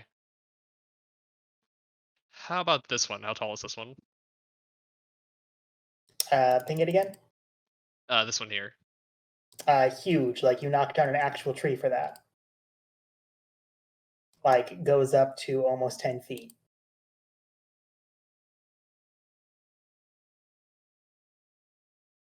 Okay, Rev wants to reposition. He knows he's got some time until they reappear, but he also doesn't want to get hit before that happens, just in case.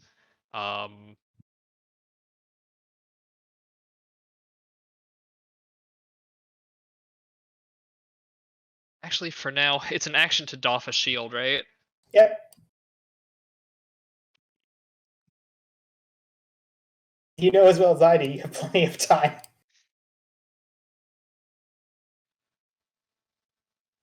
Okay, yeah, Rev's gonna doff his shield for now Okay. and start. I don't think he has enough movement to wait. Could he? I don't know. He has a climb speed. He's fine. Okay, yeah, he's gonna hop up here then, I think. You do so. I assume that's it. Yeah, that'll be me. Leo. I mean, Leo's just trying to gauge what the plan is. And does 6 look like she's rearing up to do more to the space where it left? Indeed, it looks like she's going through her bag. Okay, Leo gets out of the way. But he's trying to position himself where he will be close if it does come back up. So it's unclear how close I would be to be in 6's way, but my objective is to not. And then I will, I suppose, hold an action to swipe at something. Sure. Recognizing that it could be something coming from below that is currently on the map. Navali. Can I use my king hearing ability to try to see if I can hear any more come in? You know that there's 2 to the west still that are still there. So if you can hear them digging underground, you don't need to roll anything for that. I'll definitely allow that. Okay. But none of them are up, so I can't visibly see anything. No. Like you Okay. can see every now and then the ground to your west just shifting a little bit. Okay. There's nothing I can really do right now, so I think I'm just gonna like move like for when that creature reappears so that she could potentially be a target. Sure. I think I was right. No. Was I right there? You're right there, yes. Okay.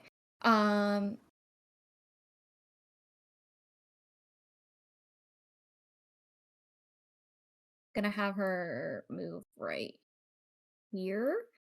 And I'm going to take the dodge action.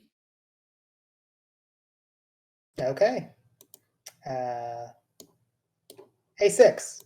As Hey. you're digging through your bag, the ground itself shakes and teeth go right at your ankle. A miss.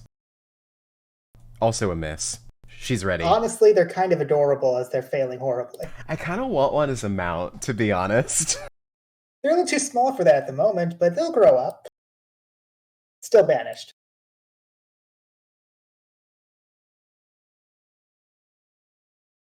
Anyway, it's your turn, Six. I'm going to choose to ignore this in favor of throwing more oil on the ground to saturate it more fully. Is that something I can do? Yeah.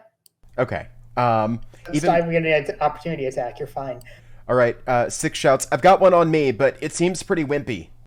And then I'm going to spend my item interaction to get out another flask of oil, and my action to throw it technically at disadvantage, but my minimum roll is a 10, so if I nat 1, I'm just going to do it both times. Yep.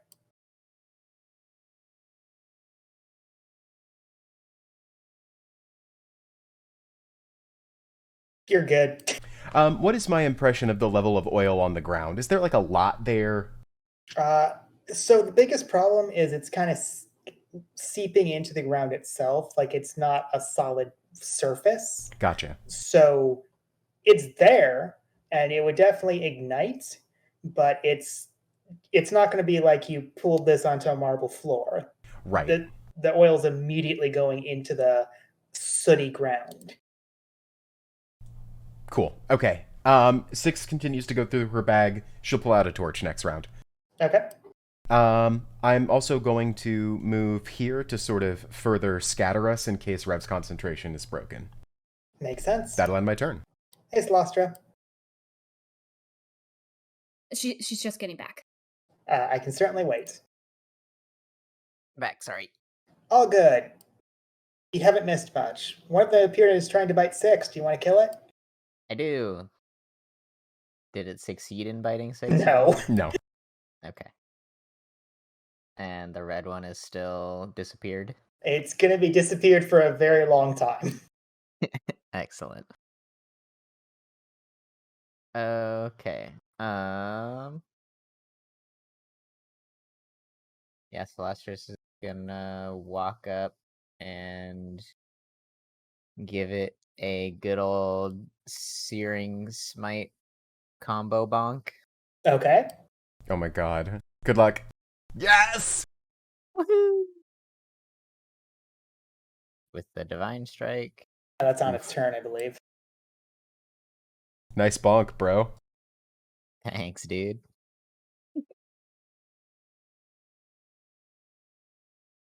Well, it definitely didn't like that.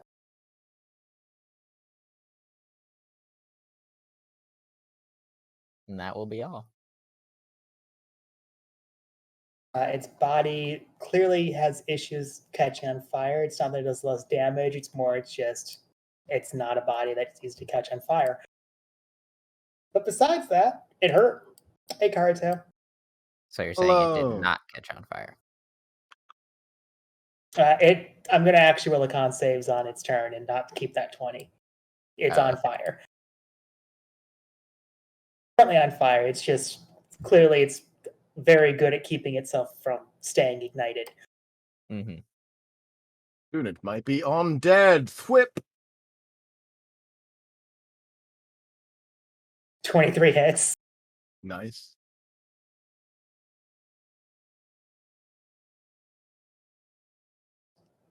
Pierces through, and it's clearly not doing well, and starts wobbling about, extremely hurt. I'm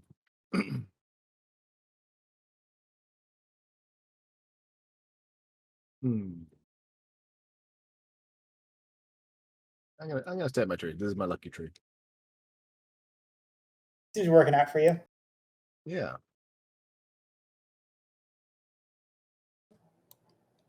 Leo, as you're watching one side, then feel the ground shift, you prepare to attack. An attack appears because one appears in front of you. Go ahead. I swing at it. 16 hits. Big 6. As you cut into it, it tries desperately to figure out which of your mirror images is you. I'm sorry, I'm failing at remembering. I mean, I'll roll the bite either way. Yeah. Doesn't matter. All right. That one might matter. With 2 duplicates, it's an 8 or higher to hit a duplicate, so that does hit it. And probably kills it immediately. Yep. I mean, they don't have any points.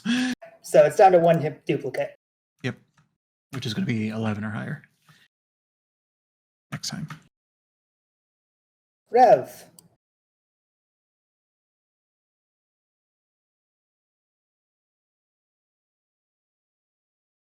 Okay, I think for the time being, Rev is going to kind of tense in his position where he is and set up to maxi dash, if needed, and he's going to use his action to change his chakrams into a longbow.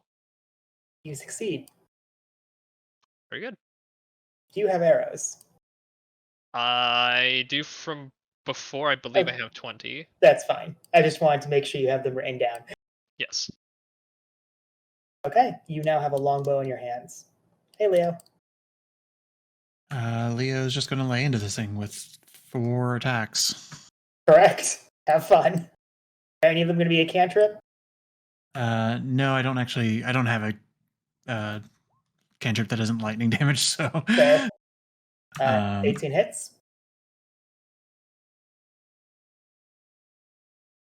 And then offhand with the Gladius. Oh, that is not the best round of attacks, but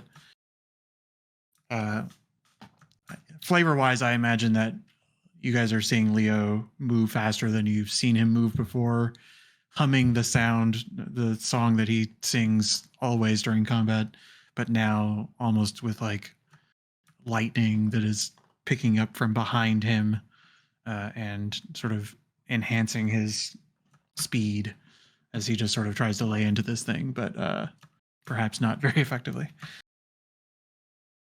And that's it. I'm staying here. Okay. Hey, Navali. Okay, so the green one and orange one are still alive. I don't think I can make it over there. Actually, I can.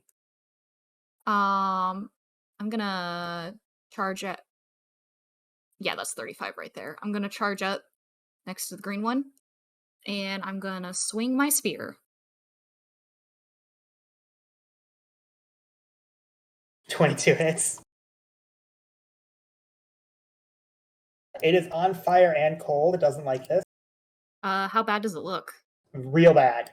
All right. She's gonna swipe again. That is a hit. The spear slams into its neck, and the ice gets a little bit deeper in. And I'm assuming it's lethal as you push upwards into its skull and immediately kill it. Yes.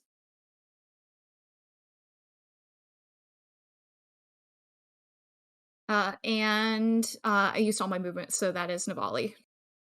Okay. Still banished. Yep. Hey, 6. I'm going to use my item interaction to stow my claws and get out a torch, and my action to light it. You succeed. Then I'm going to walk down here to further spread us out. Sure. And also make myself a target. And that's the end of my turn. Okay. Hey, Slostra. Hello.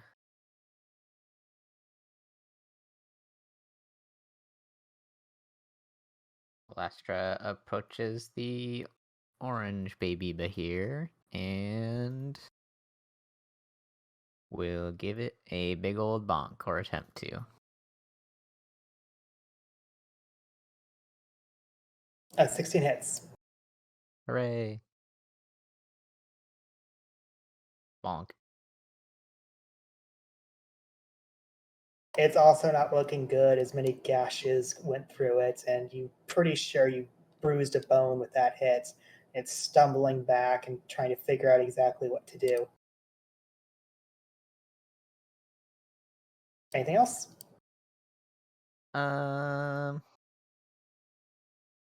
Considering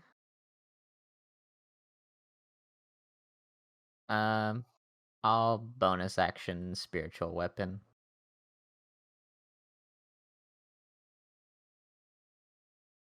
Where's the location? Adjacent to Leo, south of the orange.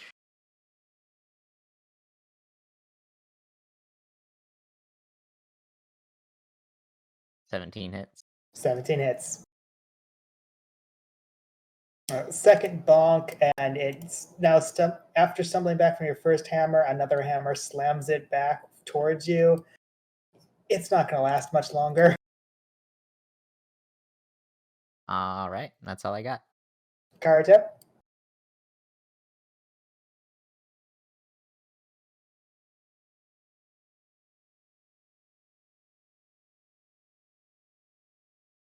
I guess it's just bully that creature time, isn't it? What else are you going to do? Yeah. It's just being ganged up on, the poor thing. I can't be too mad. It's trying to eat us, so. Do I need to say 11 doesn't hit? No, but do I need to say a bonus action? God damn.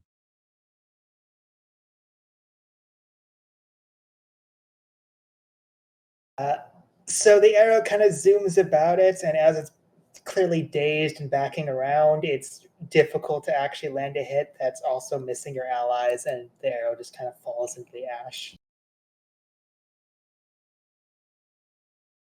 I'm proud of you, baby. You get an attack.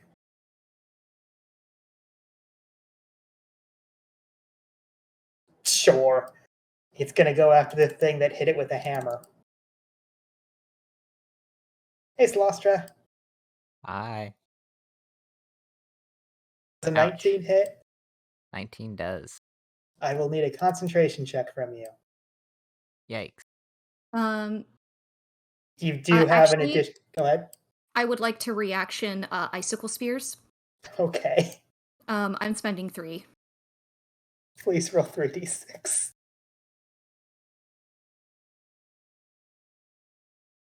As the tail is clearly about to hit you and you're unable to react, a bunch of ice just forms around you as a shield and completely stops the tail before it hits you. You don't have to roll anything. These poor things aren't going to hurt you. Thanks, Navali.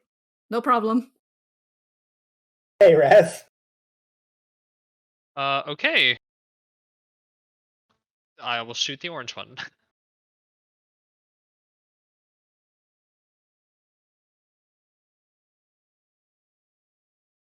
Go for it.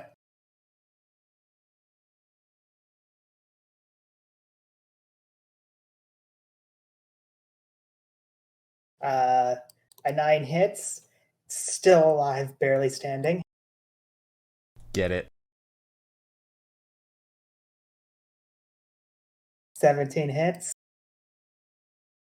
Second arrow pierces through its chest, and it kind of whimpers for a moment before its vital organs clearly have taken too much damage, and it falls down limp, clearly dead. So anyway, the only things alive are banished at the moment. What setup would you like to do for the next 40 seconds? I would like to get my icicles back. Sure. The ground is now on fire. Sure. I'm going to come down here to do it, so I'm not tossing it. I'm gently lighting the ground on fire with the torch, saying, fuck it, and throwing the torch in, too. Red would urge everyone to set up, but kind of set up quickly. Ideally, like, mechanically, I'd like to end the banishment before the full allotment. Totally fine. Possible. Like, you can do that. You can just end concentration whenever you want. So I'm going to say, what does everyone do to set up? You have as many rounds as Rev wants, basically. Does anybody need a quick heal? Mind you, if you take too much time, Leo's haste is going to have a problem too. Well, that's what my setup was going to be. Is I'm going to re-up my spells that are going to expire, so that, like, basically I'll ask Rev, like, count me down from 10 seconds, so that Leo can have fresh buffs on. He'll immediately re-up mirror image, but then he'll re-up haste before it comes back. Sure. Spending all the slots.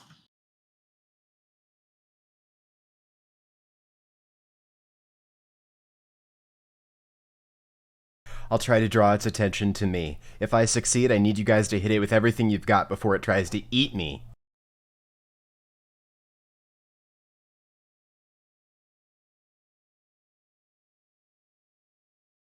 Can we also move? Yeah, you can be wherever you want at the moment. Okay, I want Navali to be moved in position so that she can attack. I would move my spiritual weapon 1 square closer. I think this setup we have is also very breath weapon resistant, hopefully.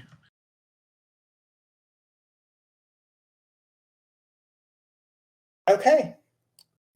I am going to also just assume that you're already in action for when it reappears. Yeah. Absolutely. I will allow it. When in the initiative order is it being released? Rev, that is a good question. If I'm allowed to, I don't know how I can determine this, but right after its turn, right before. I'm not allowing it to be that precise. Okay. Skip me. Okay. Okay, so with trying to essentially skip its turn as best as possible, the reason that I'm going to go, if that is the case, this isn't going to be a ready to action, just all get your turn. That makes more sense. Ooh, okay. Yeah. I want to try to menacing attack it, just however it works. So is everyone okay with the idea of we just pretend that it skipped its turn and you all get your full actions? Yeah. Yes. Sure. Sure. Okay, I'm going to reset it back to 6. 6, it reappears in front of you. Does anything happen with the fire? Immediately, it roars up in pain. I'm going to have it roll a con save because it can't physically dodge this and just see if it can tank it. It's going to take 2d6 fire damage. Hell yeah. Yes. That shit's good. Okay. Attack number 1.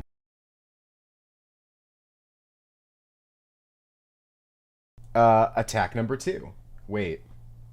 Yeah, attack number 2. You do also have less. You were not 6 was not blessed. What? I thought I gave it to 6. You gave it to Rev, I thought.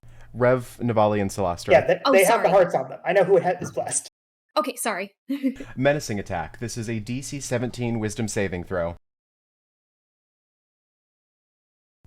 Alright, 6 rakes it across the face and says, "You're on fire, dumbass!" You have no idea if it understands you, but it knows you just heard it as it reappeared, and it seems more confused than anything else. For another 17 points of slashing damage. I'm not done. I'm then going to action surge, and Okay. I'm going to spend a superiority die in my bonus action, which I've not yet used, in order to direct Karito to strike. Sure. Like I'm a secondary weapon for you. It's great. 6 pulls out her Karito. A 16 bounced off the scales. And then I'll take Aw. my final attack at the creature. 19 hits. 7 more damage. I'm still giggling over Karito being a secondary weapon for 6. Celestra, it has reappeared in front of you. How hurt does it look? Is it just pissed off? It seems more pissed off than hurt. Okay. Then for now, I will simply attempt to Warhammer smack it That is the hit. with Divine Strike. And bonus action, Spiritual Weapons Smack. I'll drag it towards it because it makes sense. That is definitely a hit.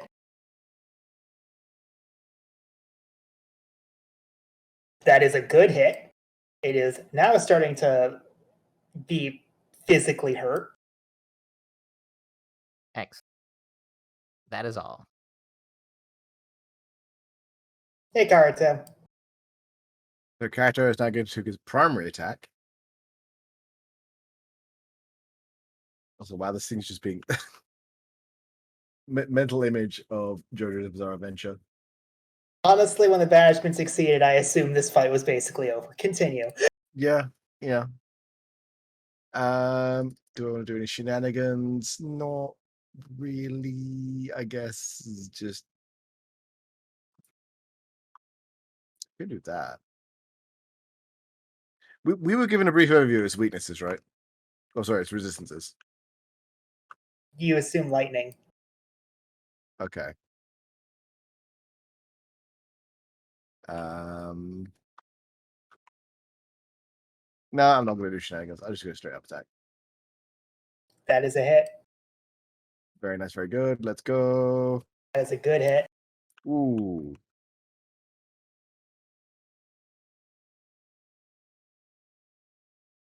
After fighting the babies, you start noticing weaknesses in the adult form as it's just a bigger version, right? And Totally. you're probably piercing into many of its vital organs, and it is clearly starting to already slow down. That being said, Rev, the other one you banished is now very confused, and I'm going to roll to see if it goes after you or goes to try and protect its parent. It goes after you, Rev. Okay. It's yipping at your heels as it's trying to claw up the tree for you.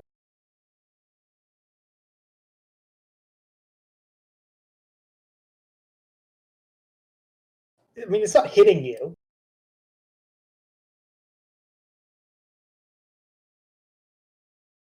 But it is harrying you. So what do you do, Rev?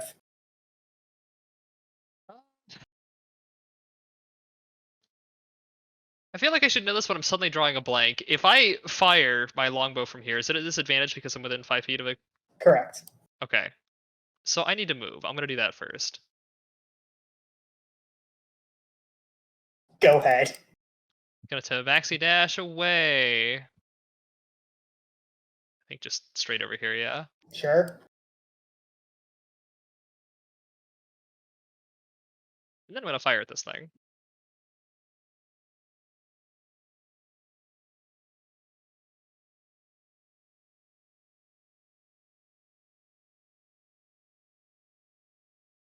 $21 hits. Another arrow goes into it. It's not doing well. And again. 26 hits. And smite. Of course. Hell yeah. Let me double check something. Nope, not immune to prone. That's nice. My God.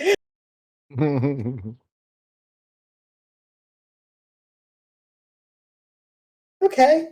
The arrow slams into it as if its blood seems to spurt out and then chain it to the ground and slam it immediately, prostrating it in front of the rest of you.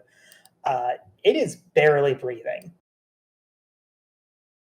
I'm going to assume that's the end of your turn, Rev. I think so, yeah. Leo. So it's auto prone. There's no save. I'm trying to Correct. Eldritch Yeah. Smite is bullshit. Well, then I'll just take my super advantage 4 attacks. 19 hits.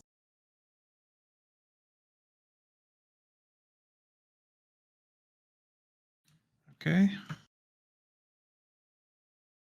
As you might imagine, that is critical, thus hits. Yes. Poor on the damage roll, though. But we take what we get.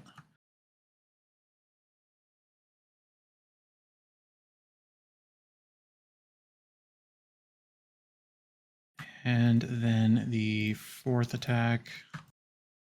Oh. I missed with a triple advantage. Oh, wait. Oh, that wasn't even... Sorry, that didn't even have the 3rd roll on it. So I'm just going to roll... Yeah. In fact, none of those had a 3rd roll on it. I'll let you add your But- 3rd roll. It's fine. Yeah, so 1 more hit. Oops, this one is offhand, so there's no... I'm failing. Okay, I'm just rolling a d6. No dex, yeah. 3 extra. So a total of 14, 23, 26. Blood is spurting out of its mouth, but it is still moving. And I will stay here. Navale, do you want to finish this thing off? Navali is going to drop concentration on Bless, and she is going to bonus action Blinding Smite. Okay, but What if I said no? Please don't. What if I said yes? I can't uh, stop you.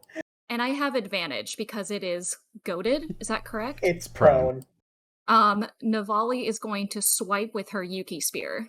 Yes. 19 hits. Tundra Blade level 4, level 3 smite. Okay. Please show me the big number. I want it noted. It's in single digits right now. It's fucking dead. This isn't about this is about sending a message, Skern. It's fair. It's fair. There's one baby left, and we have to show it who's boss.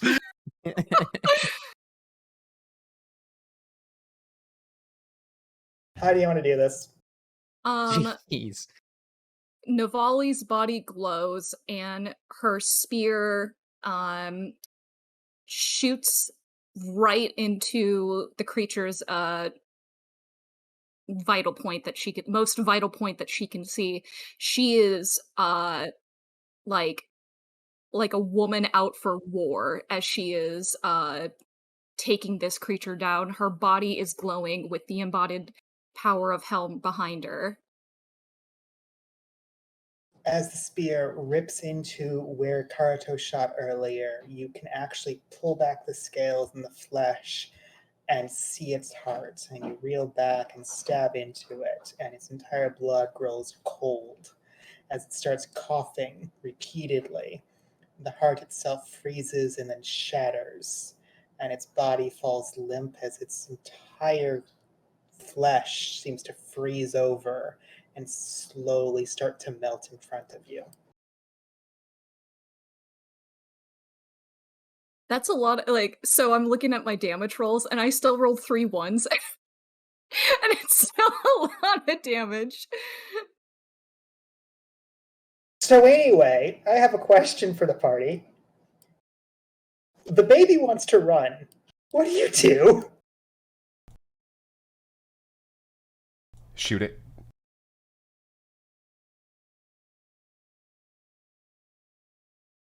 Rev will shoot it if she says that. Okay, 6. As the creature is clearly dead, you see its last child. Do you want to chase it down? Yes. Okay. I'm going to say, for the sake of brevity, it's fucking dead. She has a grim expression after the deed is done and sort of looks away from Rev. You saw these things. It doesn't stand a chance. It's not even going to hurt you.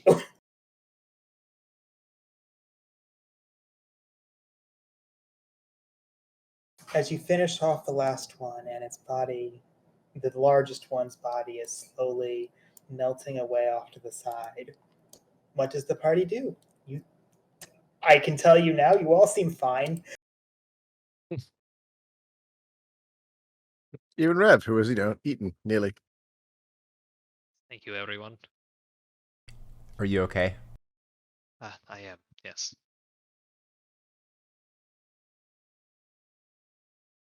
Salastra Navali, thank you both. Of course. Are you okay? He nods. Does anybody need a little extra healing? I still got some in me if you need something. I can also help.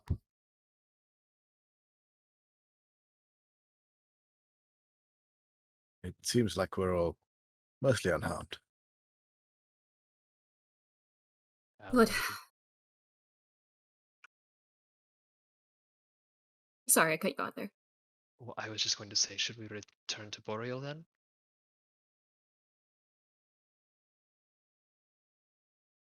Well, our task is done, so Give me a minute. Seems so.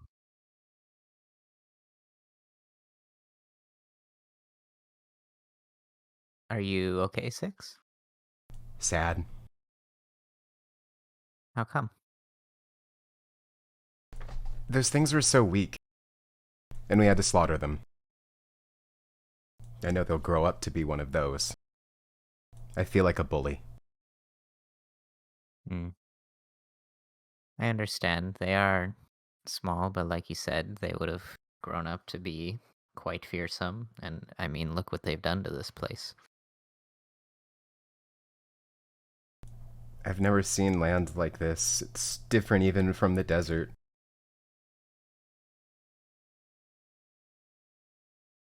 There's so much death.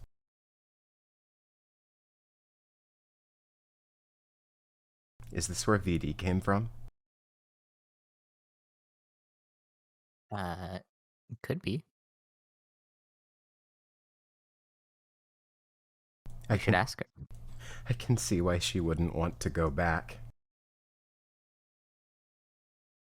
A number of things live here, including, kind of looks at Celestra. At least one of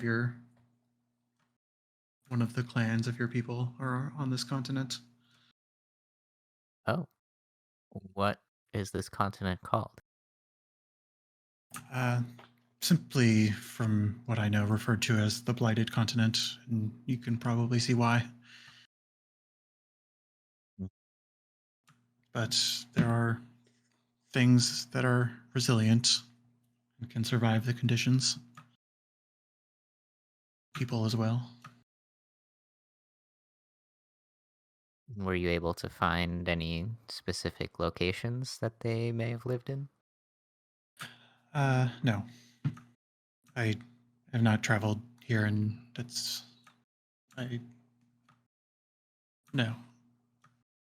I see. Perhaps VD knows more.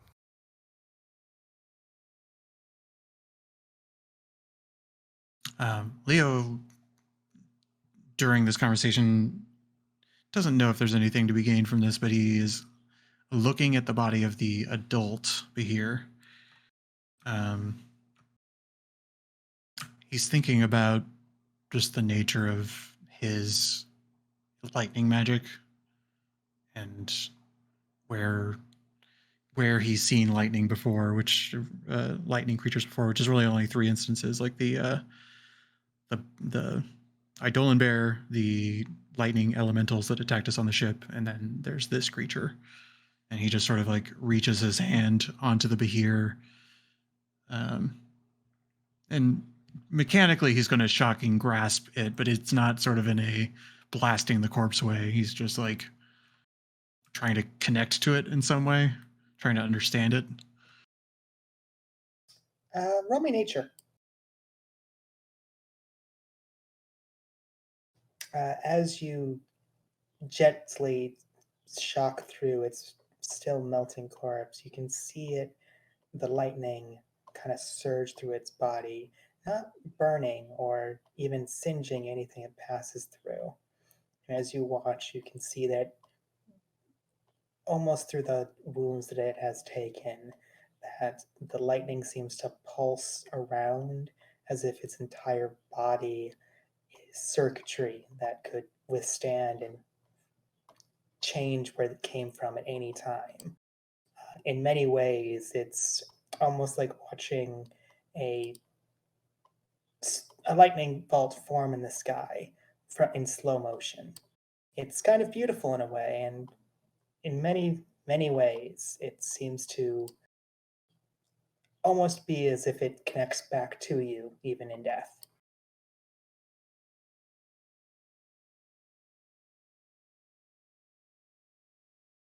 Leo removes his hand and he just sort of is pondering that. Not in a way that he's revering this creature. He is, as after any battle, he is high on adrenaline, and within a minute, probably starts heaving as his haste wears off. But he's just absorbing his thoughts in that regard.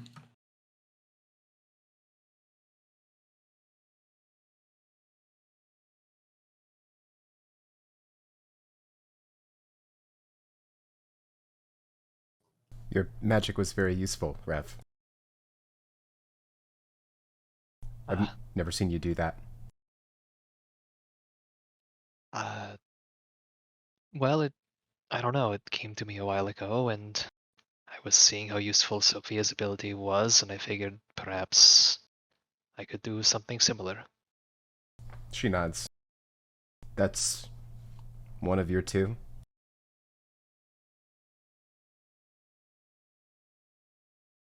He tilts his head. I only ever see you cast 2 spells at a time. Ah, I see. Yes. I've only got so much, I don't know, reserve of magical energy, I suppose. But it comes back faster than them. She's I think pointing so. at like Celastra and Navali. I believe so. Or, well, yes. Yes, it does.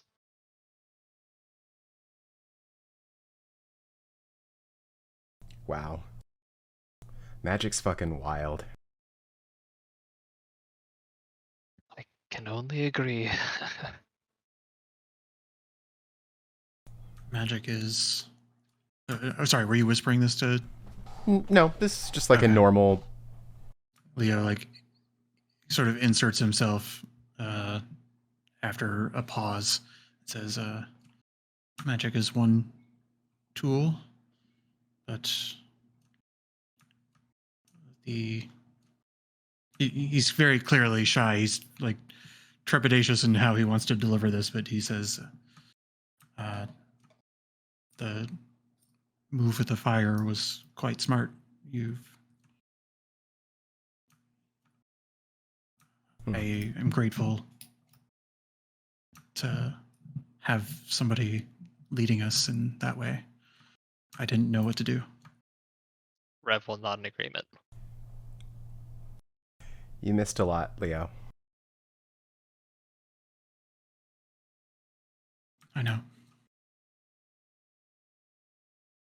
Not here. When we're back safe. Okay? Leo nods. I'm ready to go. Thanks, Celastra. Are the rest of you? Rev nods. Scan the horizon. Is there like, anything to be learned from where we're standing about this place? So I will certainly allow someone to kind of roll a nature check to try and figure some stuff out. Or survival. I have survival. Yay, let's do that.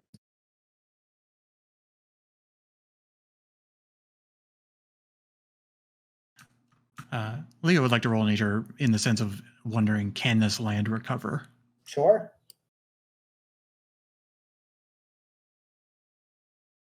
So, Karito, as you look at this land of death, there is definitely a feeling that, one, definitely the Behir that you just slew has been here for at least a little while.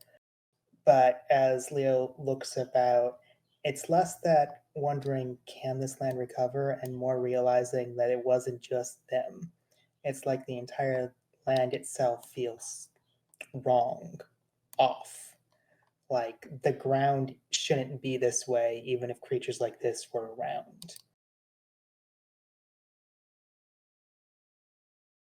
You get the feeling this wasn't the cause of the trouble, and if it's going to recover, something more certainly has to be done.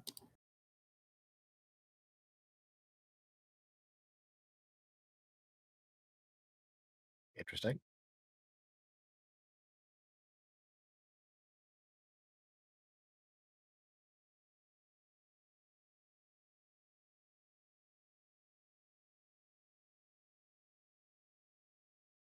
That's all I've got.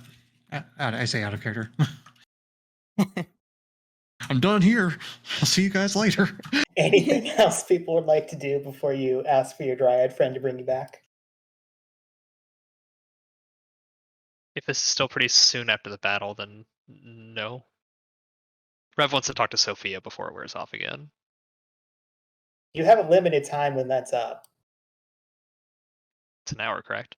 It is an hour, yes. But like they have been scanning the area, they played with Behir. It's been like 20 minutes. Oh, I'm sorry. Then I mean, he'll talk to her here. It doesn't matter when. He just wants to do it. You know, if we're not going to be immediately attacked, then sure, he'll do it here. I'm just saying, people have been doing things. Like time has passed. Gotcha. Okay, then yeah, he'll. Basically, he just wants to. I mean, ask her about. Does she know anything about this place? No. Fair enough. Any other questions? Remind me, when Sophia answers, is that aloud or in your head? She says this out loud using his mouth. Do I believe her? Oh, it is. It is extremely hard to judge someone who is controlling someone else's body in order to speak.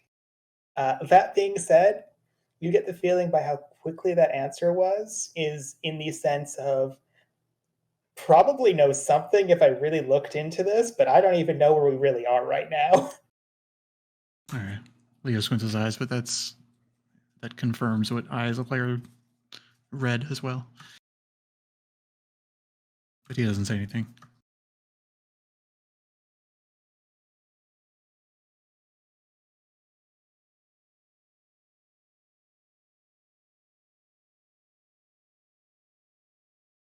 Anything else before you head back?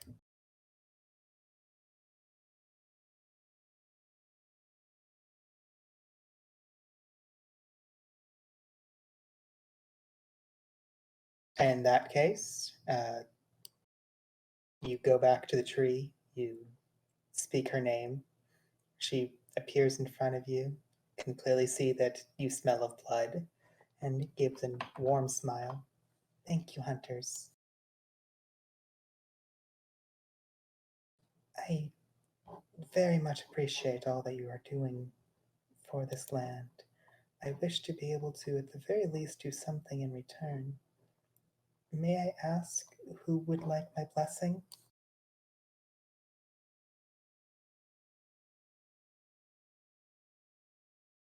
Well, you offered to help me, did you not? Would you like the blessing then? Karito looks slightly confused, but says, if you are offering, yes. It will have many benefits to you. Namely, you will be able to call me, and perhaps if you have land that is in danger, I may be able to understand it. He seems a little more comfortable with this and then nods. Then please, bless me.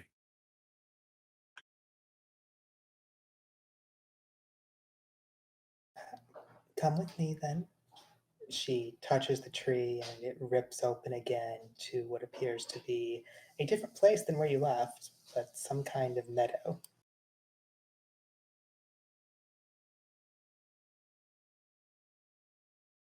The rest of you may come, as I know you hunters always seem to have issues trusting when one goes alone.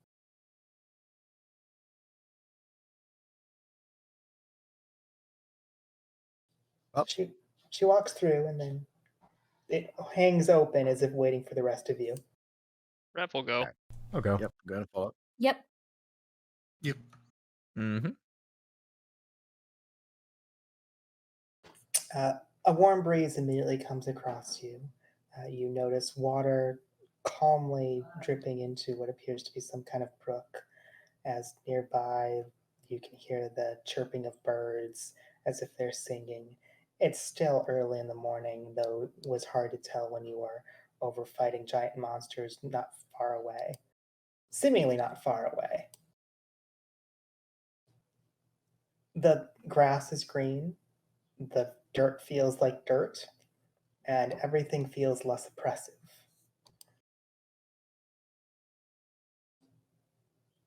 Please, walk into the water if you are the one that wished to be blessed.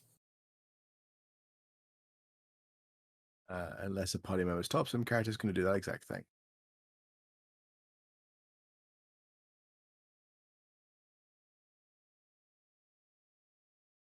Karito, as you walk into the water, it feels a little cold, and I'm assuming you didn't strip down for this. No.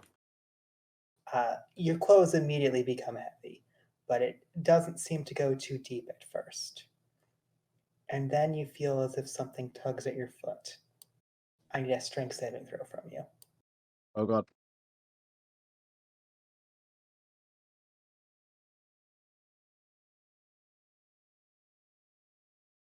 You feel something tug strong at your foot, but you manage to keep your footing and push it off of you as if something was trying desperately to push you under the water. What do you do with that? I'm sorry. Was that part of the blessing? I'm sorry. What do you mean? There's something. It tried to grab me. I don't know why it would try to grab you, but I do need you to hold your breath for a moment and go under the water.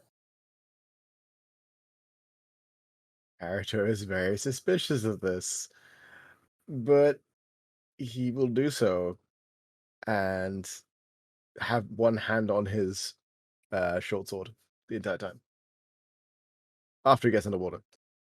You have an absurdly high natural perception. I'm still going to ask for perception. Okay. Let's. Is this because I kept rolling like 1s and 2s at the start of the session? Yes. Okay. As you do this, you hold your breath and you go in. You do see that this brook seems to have a hole in the center that goes deep. And as you peer into it, you see almost a slimy black thing crawling back in. And you see many eyes peer out from it. But nothing seems to affect you, and you feel some kind of warmth in the back of your neck. I'm going to ask, do you investigate or do you just focus on what's going on? Well, she said just to stay underwater, so this is weird.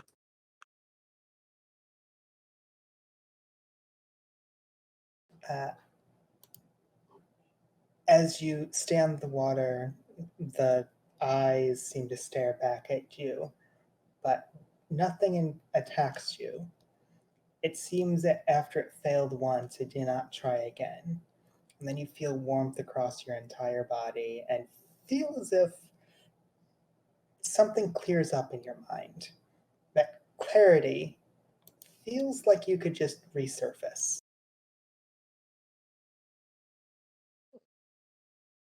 Karito rises.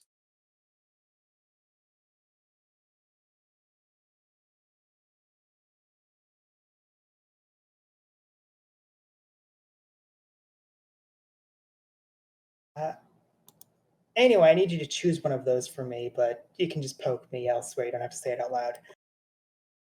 Ooh, shiny.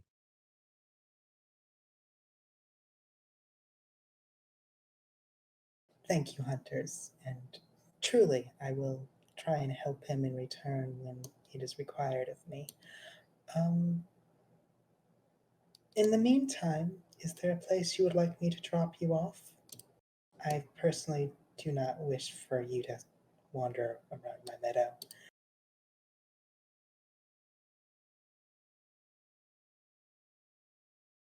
Would it be worth going directly to our destination if she can and wandering back to our foxes on the way back? I would rather go with our mounts as all of our food is there. Ah, good point.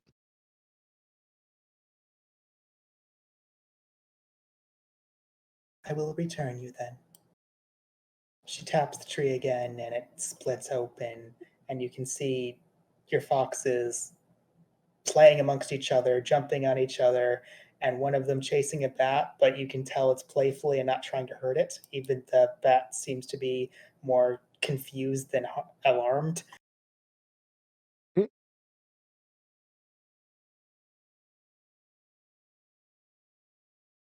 I'm assuming you all go there and ask no more questions.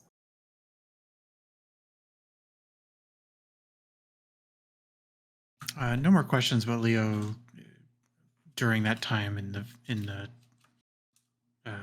grove. It's just sort of like trying to identify where it is. He's not going to explicitly ask, but is it alien at all? Like, does it feel natural? It does actually feel natural. It feels like it is on your own plane of existence. Okay, good to know. I bow to her one more time as we're leaving. You can tell she liked that. She seems to smile at this, as if, yes, that's good.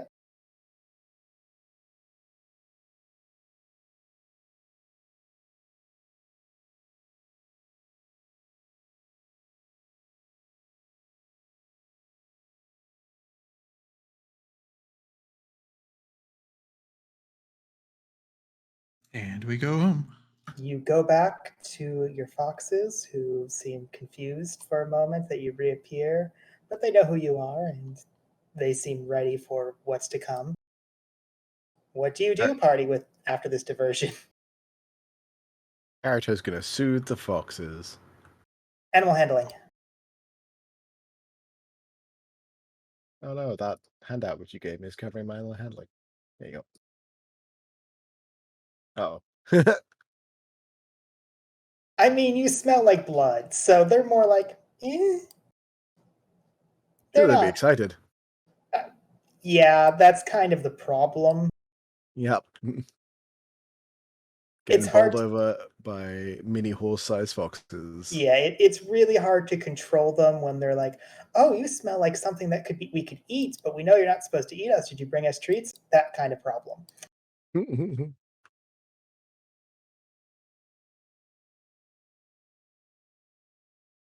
They're like puppies, because they are, but not. Basically. Well, Now, party, Askin, foxes are part of the Volpidae family. you be quiet. They're adorable, and that's all that needs to matter.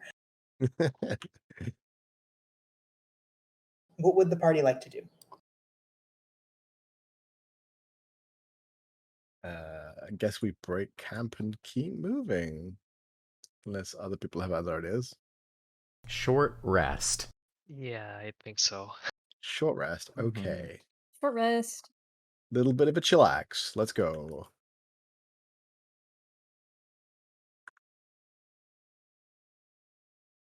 Can I still short rest and play with Staluna in the meantime? Sure, that's part of short resting. Short resting isn't like you literally taking a nap. It's just non-strenuous work, basically. Nice. You're relaxing. May I ask?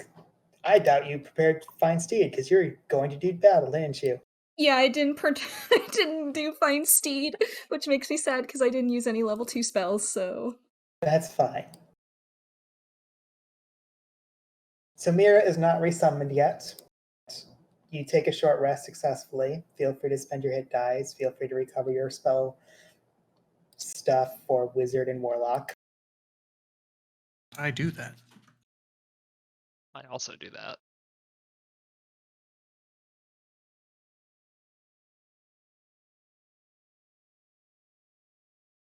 How you feeling, Rev? Better. I mean, you technically slaughtered it if you ignore the exact first round.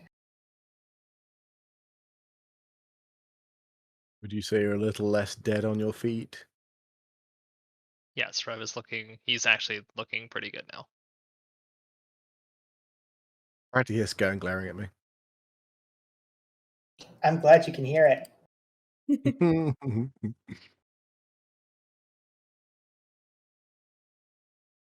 You gather your things. You rest up for a moment. Anything people are planning to do during this short rest? I'm playing with my bat. Roll animal handling.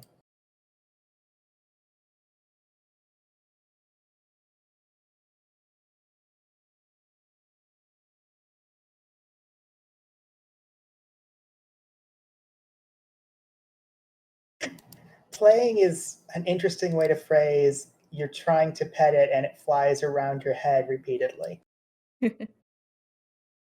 Navali smiles just watching Staluna.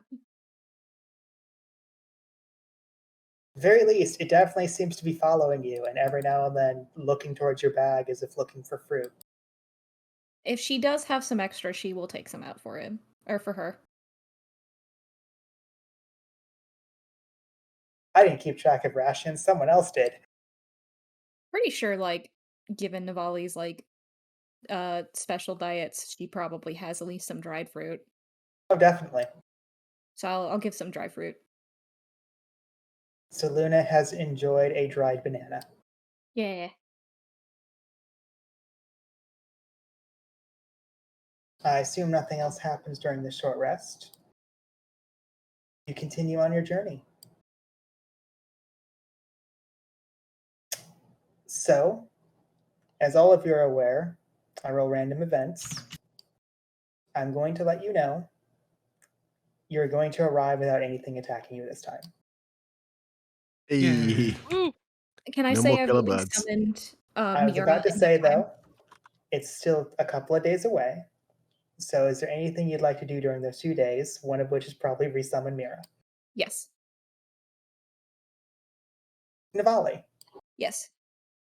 you cast Find Steed. Could you describe how casting Find Steed works for you? I like to imagine she like in the morning she probably is like saying a quick prayer to Helm, and like the typical idea that her body glows and she feels a warmth, um, like ideally like the same sort of like warmth that she feels when Mira and her sort of like talk between each other. As you feel that warmth, your eyes kind of glaze over and a bright light seems to appear that even anyone looking around, it'd be like looking into a bright light. Everything's blurry and hard to see. And when it refocuses, you do see a large elk in front of you again, but you notice it no longer has antlers. Mira, your antlers.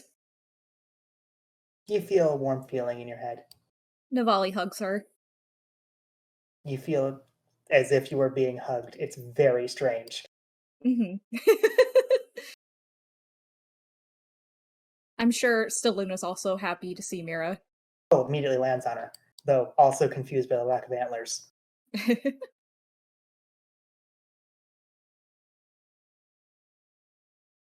Anything else people would like to do during the next few days? Leo would look for an opening to talk to Six, whether that is asking, whether that would be during a short rest, whether that would be during like a random watch that we got put on together. Sure, she's not avoiding you. Yeah. I don't know, Skirn, if you want to, like, is it define it as a certain time? Day 3. You know what? Hold on. Day 3. Mid-afternoon. Perhaps we're, this, people don't walk shoulder to shoulder when we're traveling. And we're on all these different mounts. So Leo wouldn't be able to talk to you until we were on a break. We're giving our foxes a break on our journey.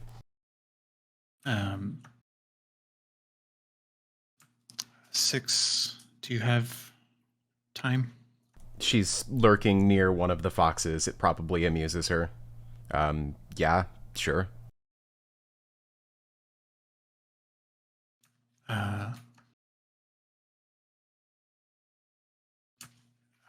And Leo has chosen this opportunity not to pull you away, but sensing that you are in a corner where privacy exists. He's not talking in hushed tones, but he expects that you're far enough away from people who might be paying attention.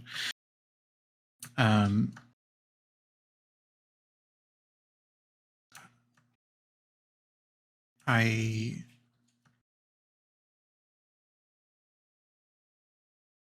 I think we need to talk. Yeah.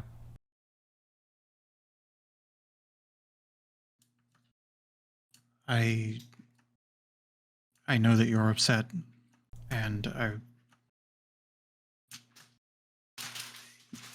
I understand clearly that I have upset you, but I want to hear.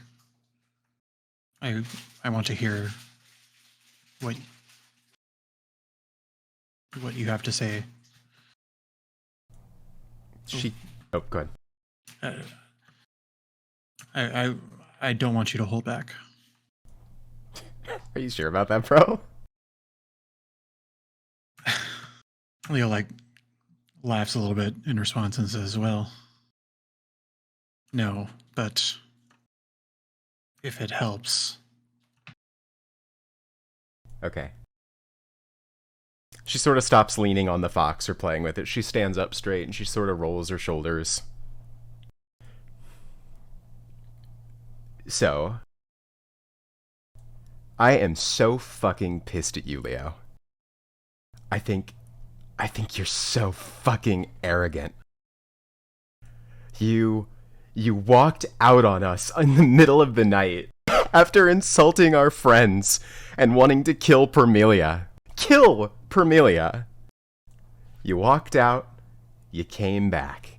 You came back whimpering in front of us, and out of everything you heard, after all of your explanations, I didn't hear an "I'm sorry." All I heard is an "I wish I would have had more time."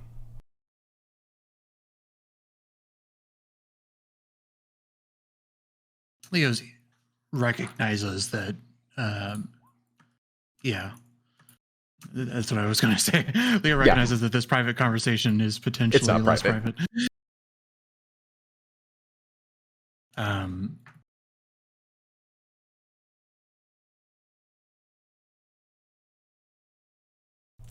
You came back. You said, "I did this for you. I'm protecting you from the pale moon." Bro, I did not ask you to go try to save me.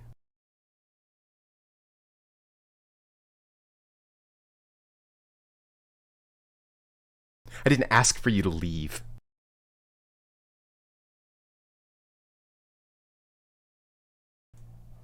Bro, you remember what I asked you to do? I asked you to research the pale moon, and you did. You found shit in that library, and I cared about it enough that I went into that library and I researched it too. And we were riding on that boat, and I came out to you, and I told you what I thought. And I was waiting for you to tell me that I was wrong. But you didn't tell me that I was wrong, Leo.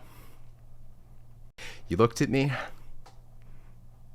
and you said that I figured something out that it took a whole bunch of researchers a long time to figure out, all on my own without help, and that maybe I'm smarter than I think I am. And if I am so much smarter than I think I am, then why did you not believe me about going to the City of Winds until you read about it in a book that a member of your own race wrote? What am I, Leo? Am I some stupid fucking desert savage to you?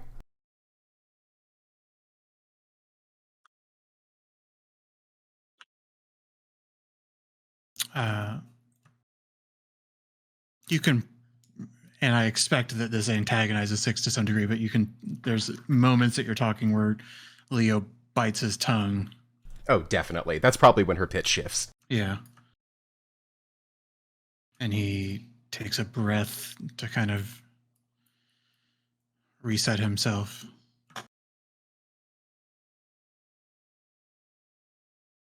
I fucked up, but I'm here, and that may not be enough, but Do you think that solves it? That you came back? I'm here for you now. What can I do besides be here? I can't take any of that back. You can start by apologizing for one. I did. When?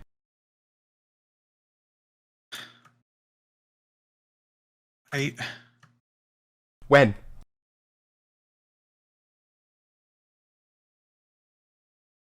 I'm sorry. What are you sorry for?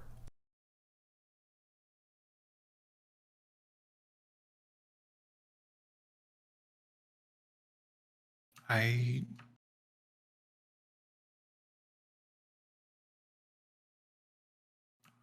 did.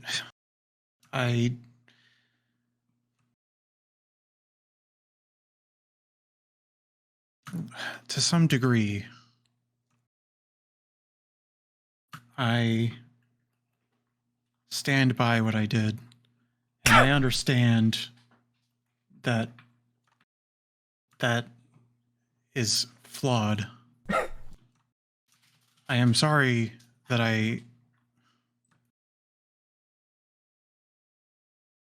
I'm sorry that I've betrayed your trust. I'm sorry that I wasn't a better friend. I worried about you. And you may... I am happy to see how confident you are to come to the City of Winds and to handle these issues. I saw...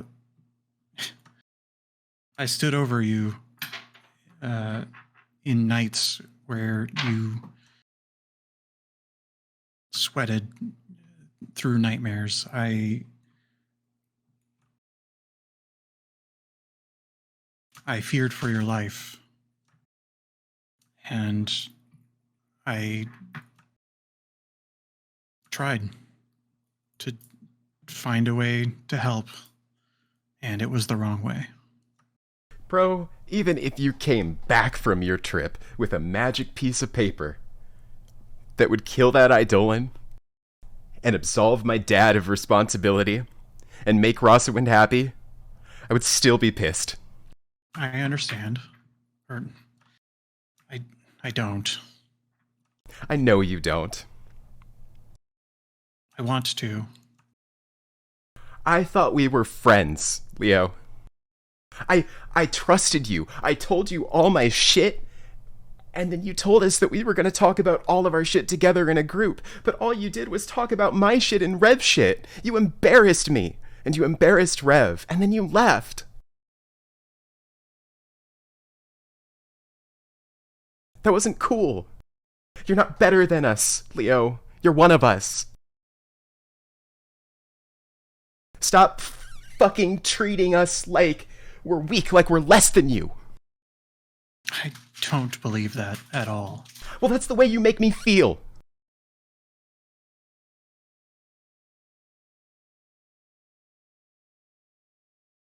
You make me feel like I'm stupid. And when I deal with all of them, I feel like I'm smart and I feel like I'm somebody.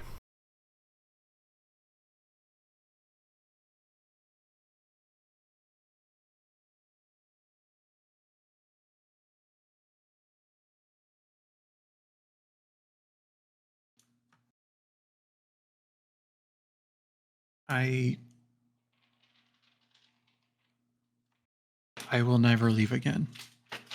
No. Never leave without asking again.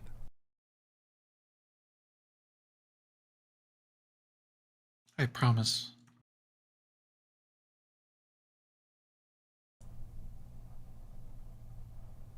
It's gonna take time, Leo, if you want it to go back to the way it was. Because that shit's not cool. And even now, you don't get it, but at least you're talking to me about it. We just have to get through this. We have to get this teleportation circle. We have to help Rev. Fuck, you missed so much!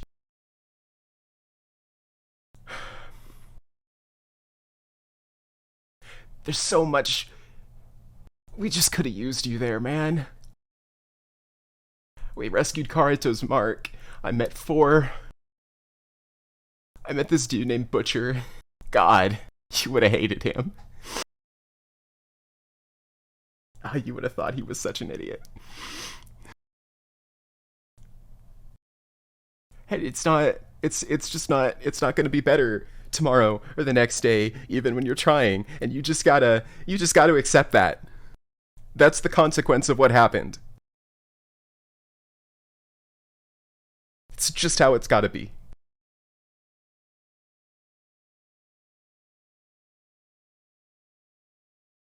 And if you mean it, if you mean that you want to understand and that you want to be a part of this, then you gotta listen to us. And we gotta go all in on the shit that we've gotta do as a group.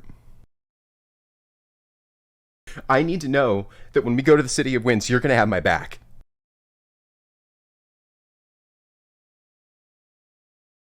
I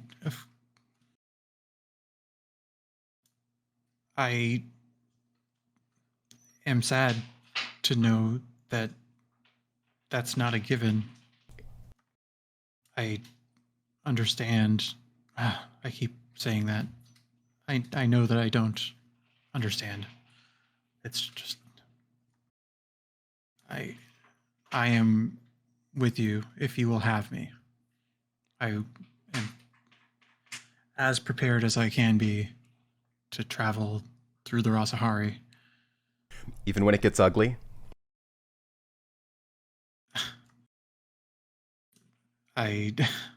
We fought some pretty ugly things. It's not my specialty, but I am not turning away.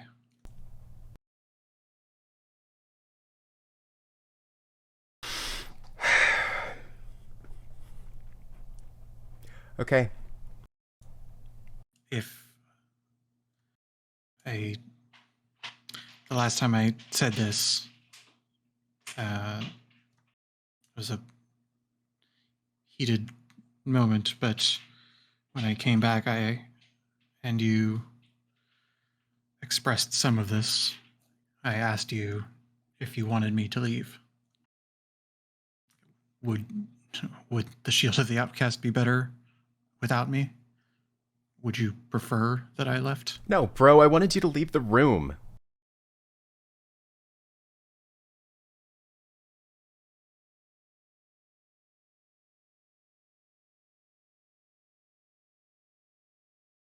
It's been so much harder without you.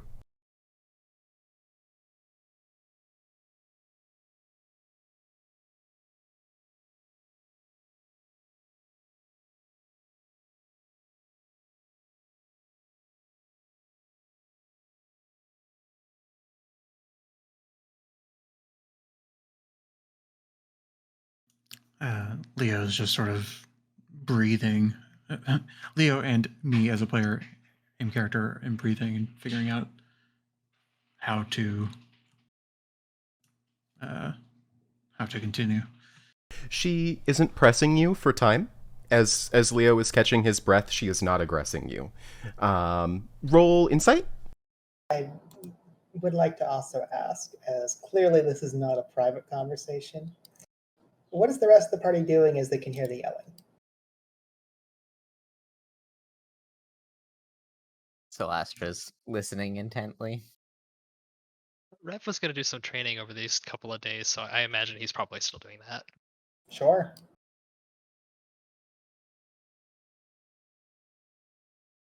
He's also just listening.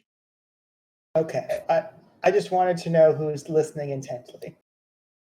Karito was tending to his weapons, but he has stopped and is not like visibly listening, but he's definitely not cleaning his weapons anymore. All these people with high perception and big ears. It's hard to have a private conversation. Private is a weird word to say when someone's yelling. Yeah. But that being said, additionally, the foxes, when the yelling started, stopped playing around and have also just kind of started to stare.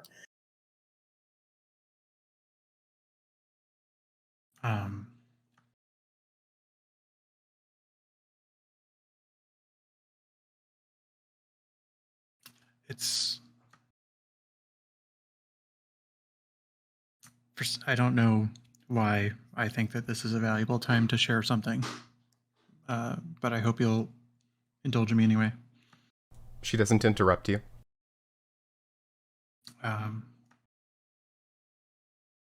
I found something when I was there, not related to the mission per se, but in regards to what you said about me trusting the book written by one of my own kind. There was some researcher of my people, scholar, and it's something I stumbled upon, but they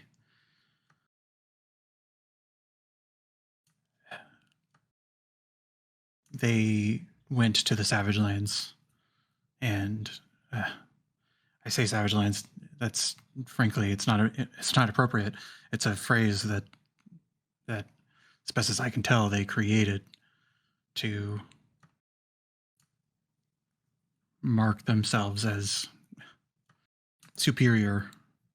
A scholar who found Tabaxi and defined them as lesser because they didn't possess, the ones that this scholar had found did not possess magical capabilities. They determined, they made a decision that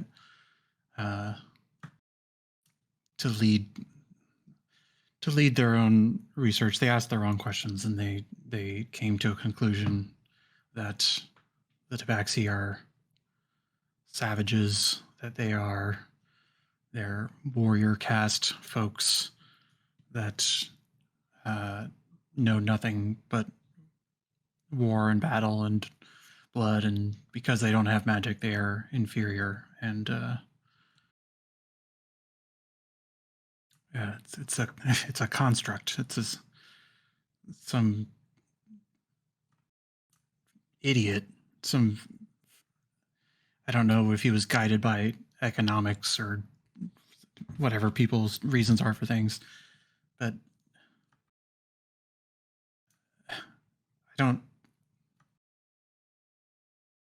I've come where I'm getting at with this is somebody once upon a time decided that the demi-humans were less than, and to that end they shaped the world to create systems that perpetuate that. And my people did that. Or I don't know if he was an elf or not, but whether they were human or elf or whatever, my people made that mistake and that error in judgment, and your kind, your people, your culture has been prejudiced as a result. I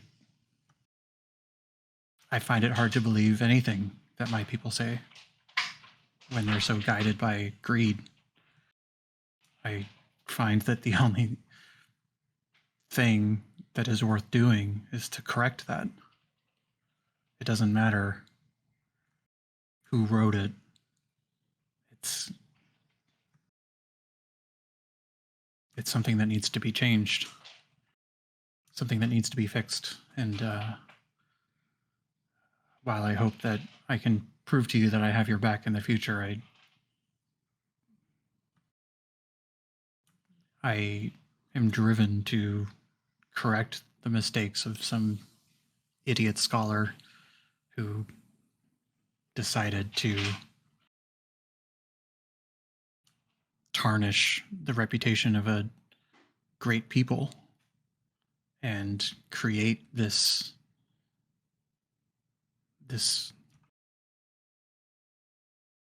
everything that you and those in Dolveron have suffered as a result. I don't know where the correlations are in that. I'd have to look more into it, but That's the theory I have anyway, and it's wrong. I And don't. I want to fix that. I don't think an elf started racism, Leorynn. Somebody had to. I think people are just racist. Otherwise, an elf would have to teach the Iridians to enslave the Rasahari, or an elf would have to go teach people in New Victoria to be fucking shit. The people of my homeland are very influential. Countries from all over have membership to this place. You think too big. You think too big, and that's your problem, Leo. If you wanna fight racism, if you wanna support Tabaxi and other races that are repressed, we gotta look at what's right in front of us. We gotta help people that are in front of us. If that's what you wanna do, then let's fucking do it. But we gotta start here. Not here, Dolvaran.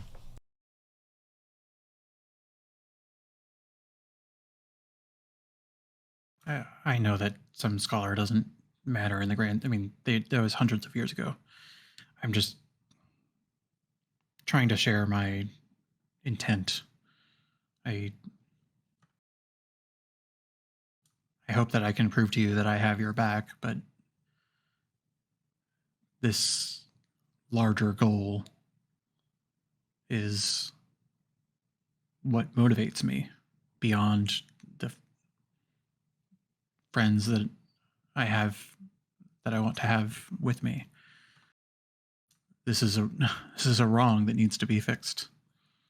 And I see what you are doing and what the rest of us are doing as the best means of fixing that.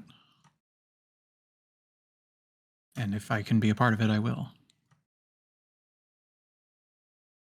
I would much prefer to be a part of that at your side. If that's something that you want to pursue, all of us work toward individual goals. I mean, I don't give a shit about the orphans. Sorry, Navali. But I do it because Navali cares about it. And if that's something that you want to do, then you just need to bring it up to the group.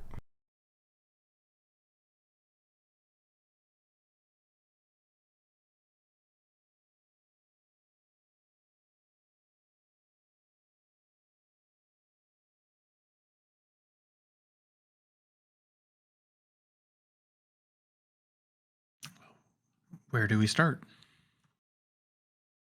We start by getting a teleportation circle.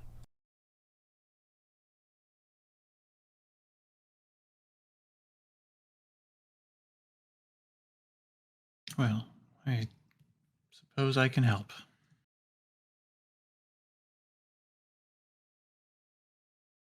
I suppose that's what I'm good for in this situation.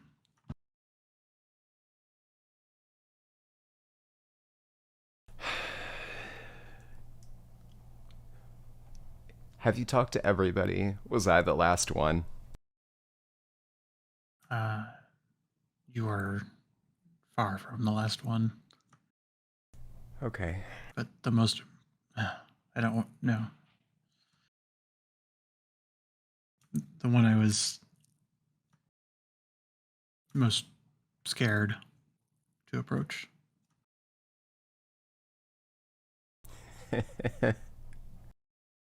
Yeah, I'm not surprised.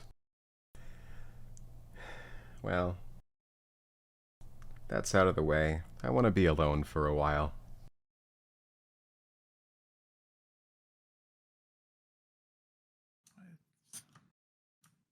Thank you for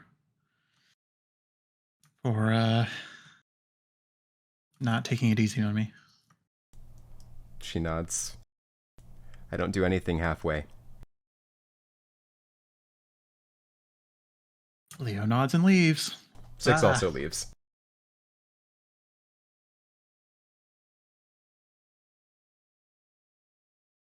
As you both turn around and leave each other, rest of the party who is listening, do you do anything?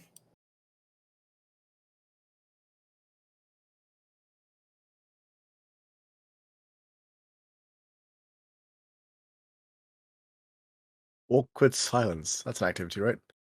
That is technically an activity. May I AFK for 2 minutes? You can certainly take a quick break. I'll be right back. I need some water after that. I Short rest. understand. Your voice is probably very hoarse.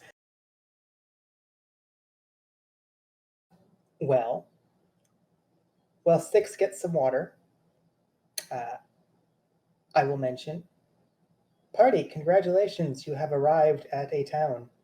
A few days have passed, and you have come to the realization that this is the first day of the twin moon.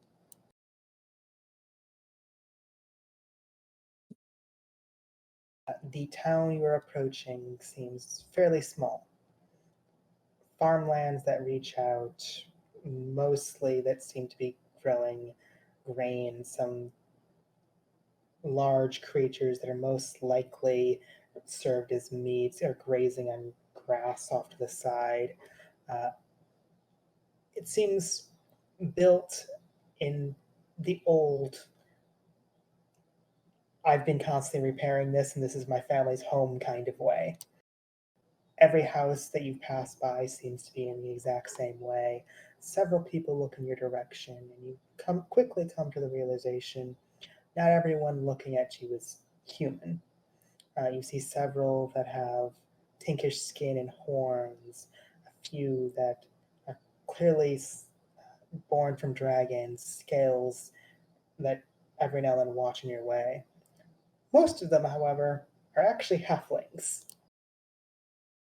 Many of them stop to stare at the people coming in with large foxes and a very diverse group. And over on the hill, off to the side of all of this, you can see a beautiful estate, seemingly built almost 4 stories high, towering over all the other buildings, clearly falling apart. Clearly, no one wants to go there, but you see a road that heads straight there.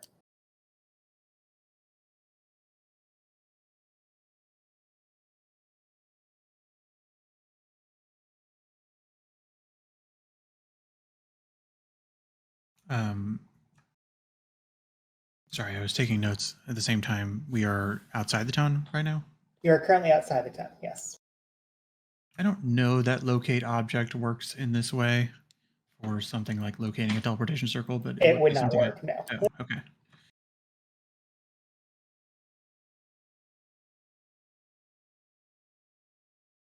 Especially because even if it was an object, a teleportation circle is individual for each circle. So you, by I'd have to know definition, it, yeah. don't know it. Yeah, fair.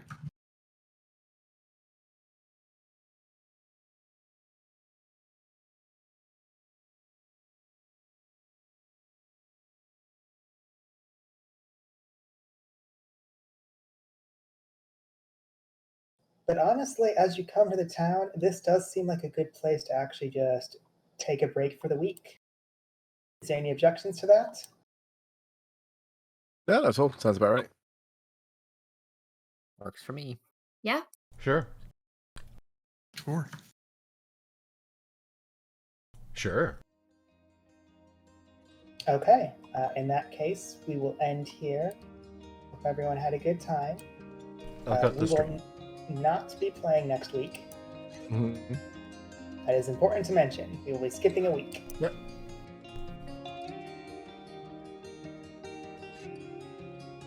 Thanks for coming, everyone. GG.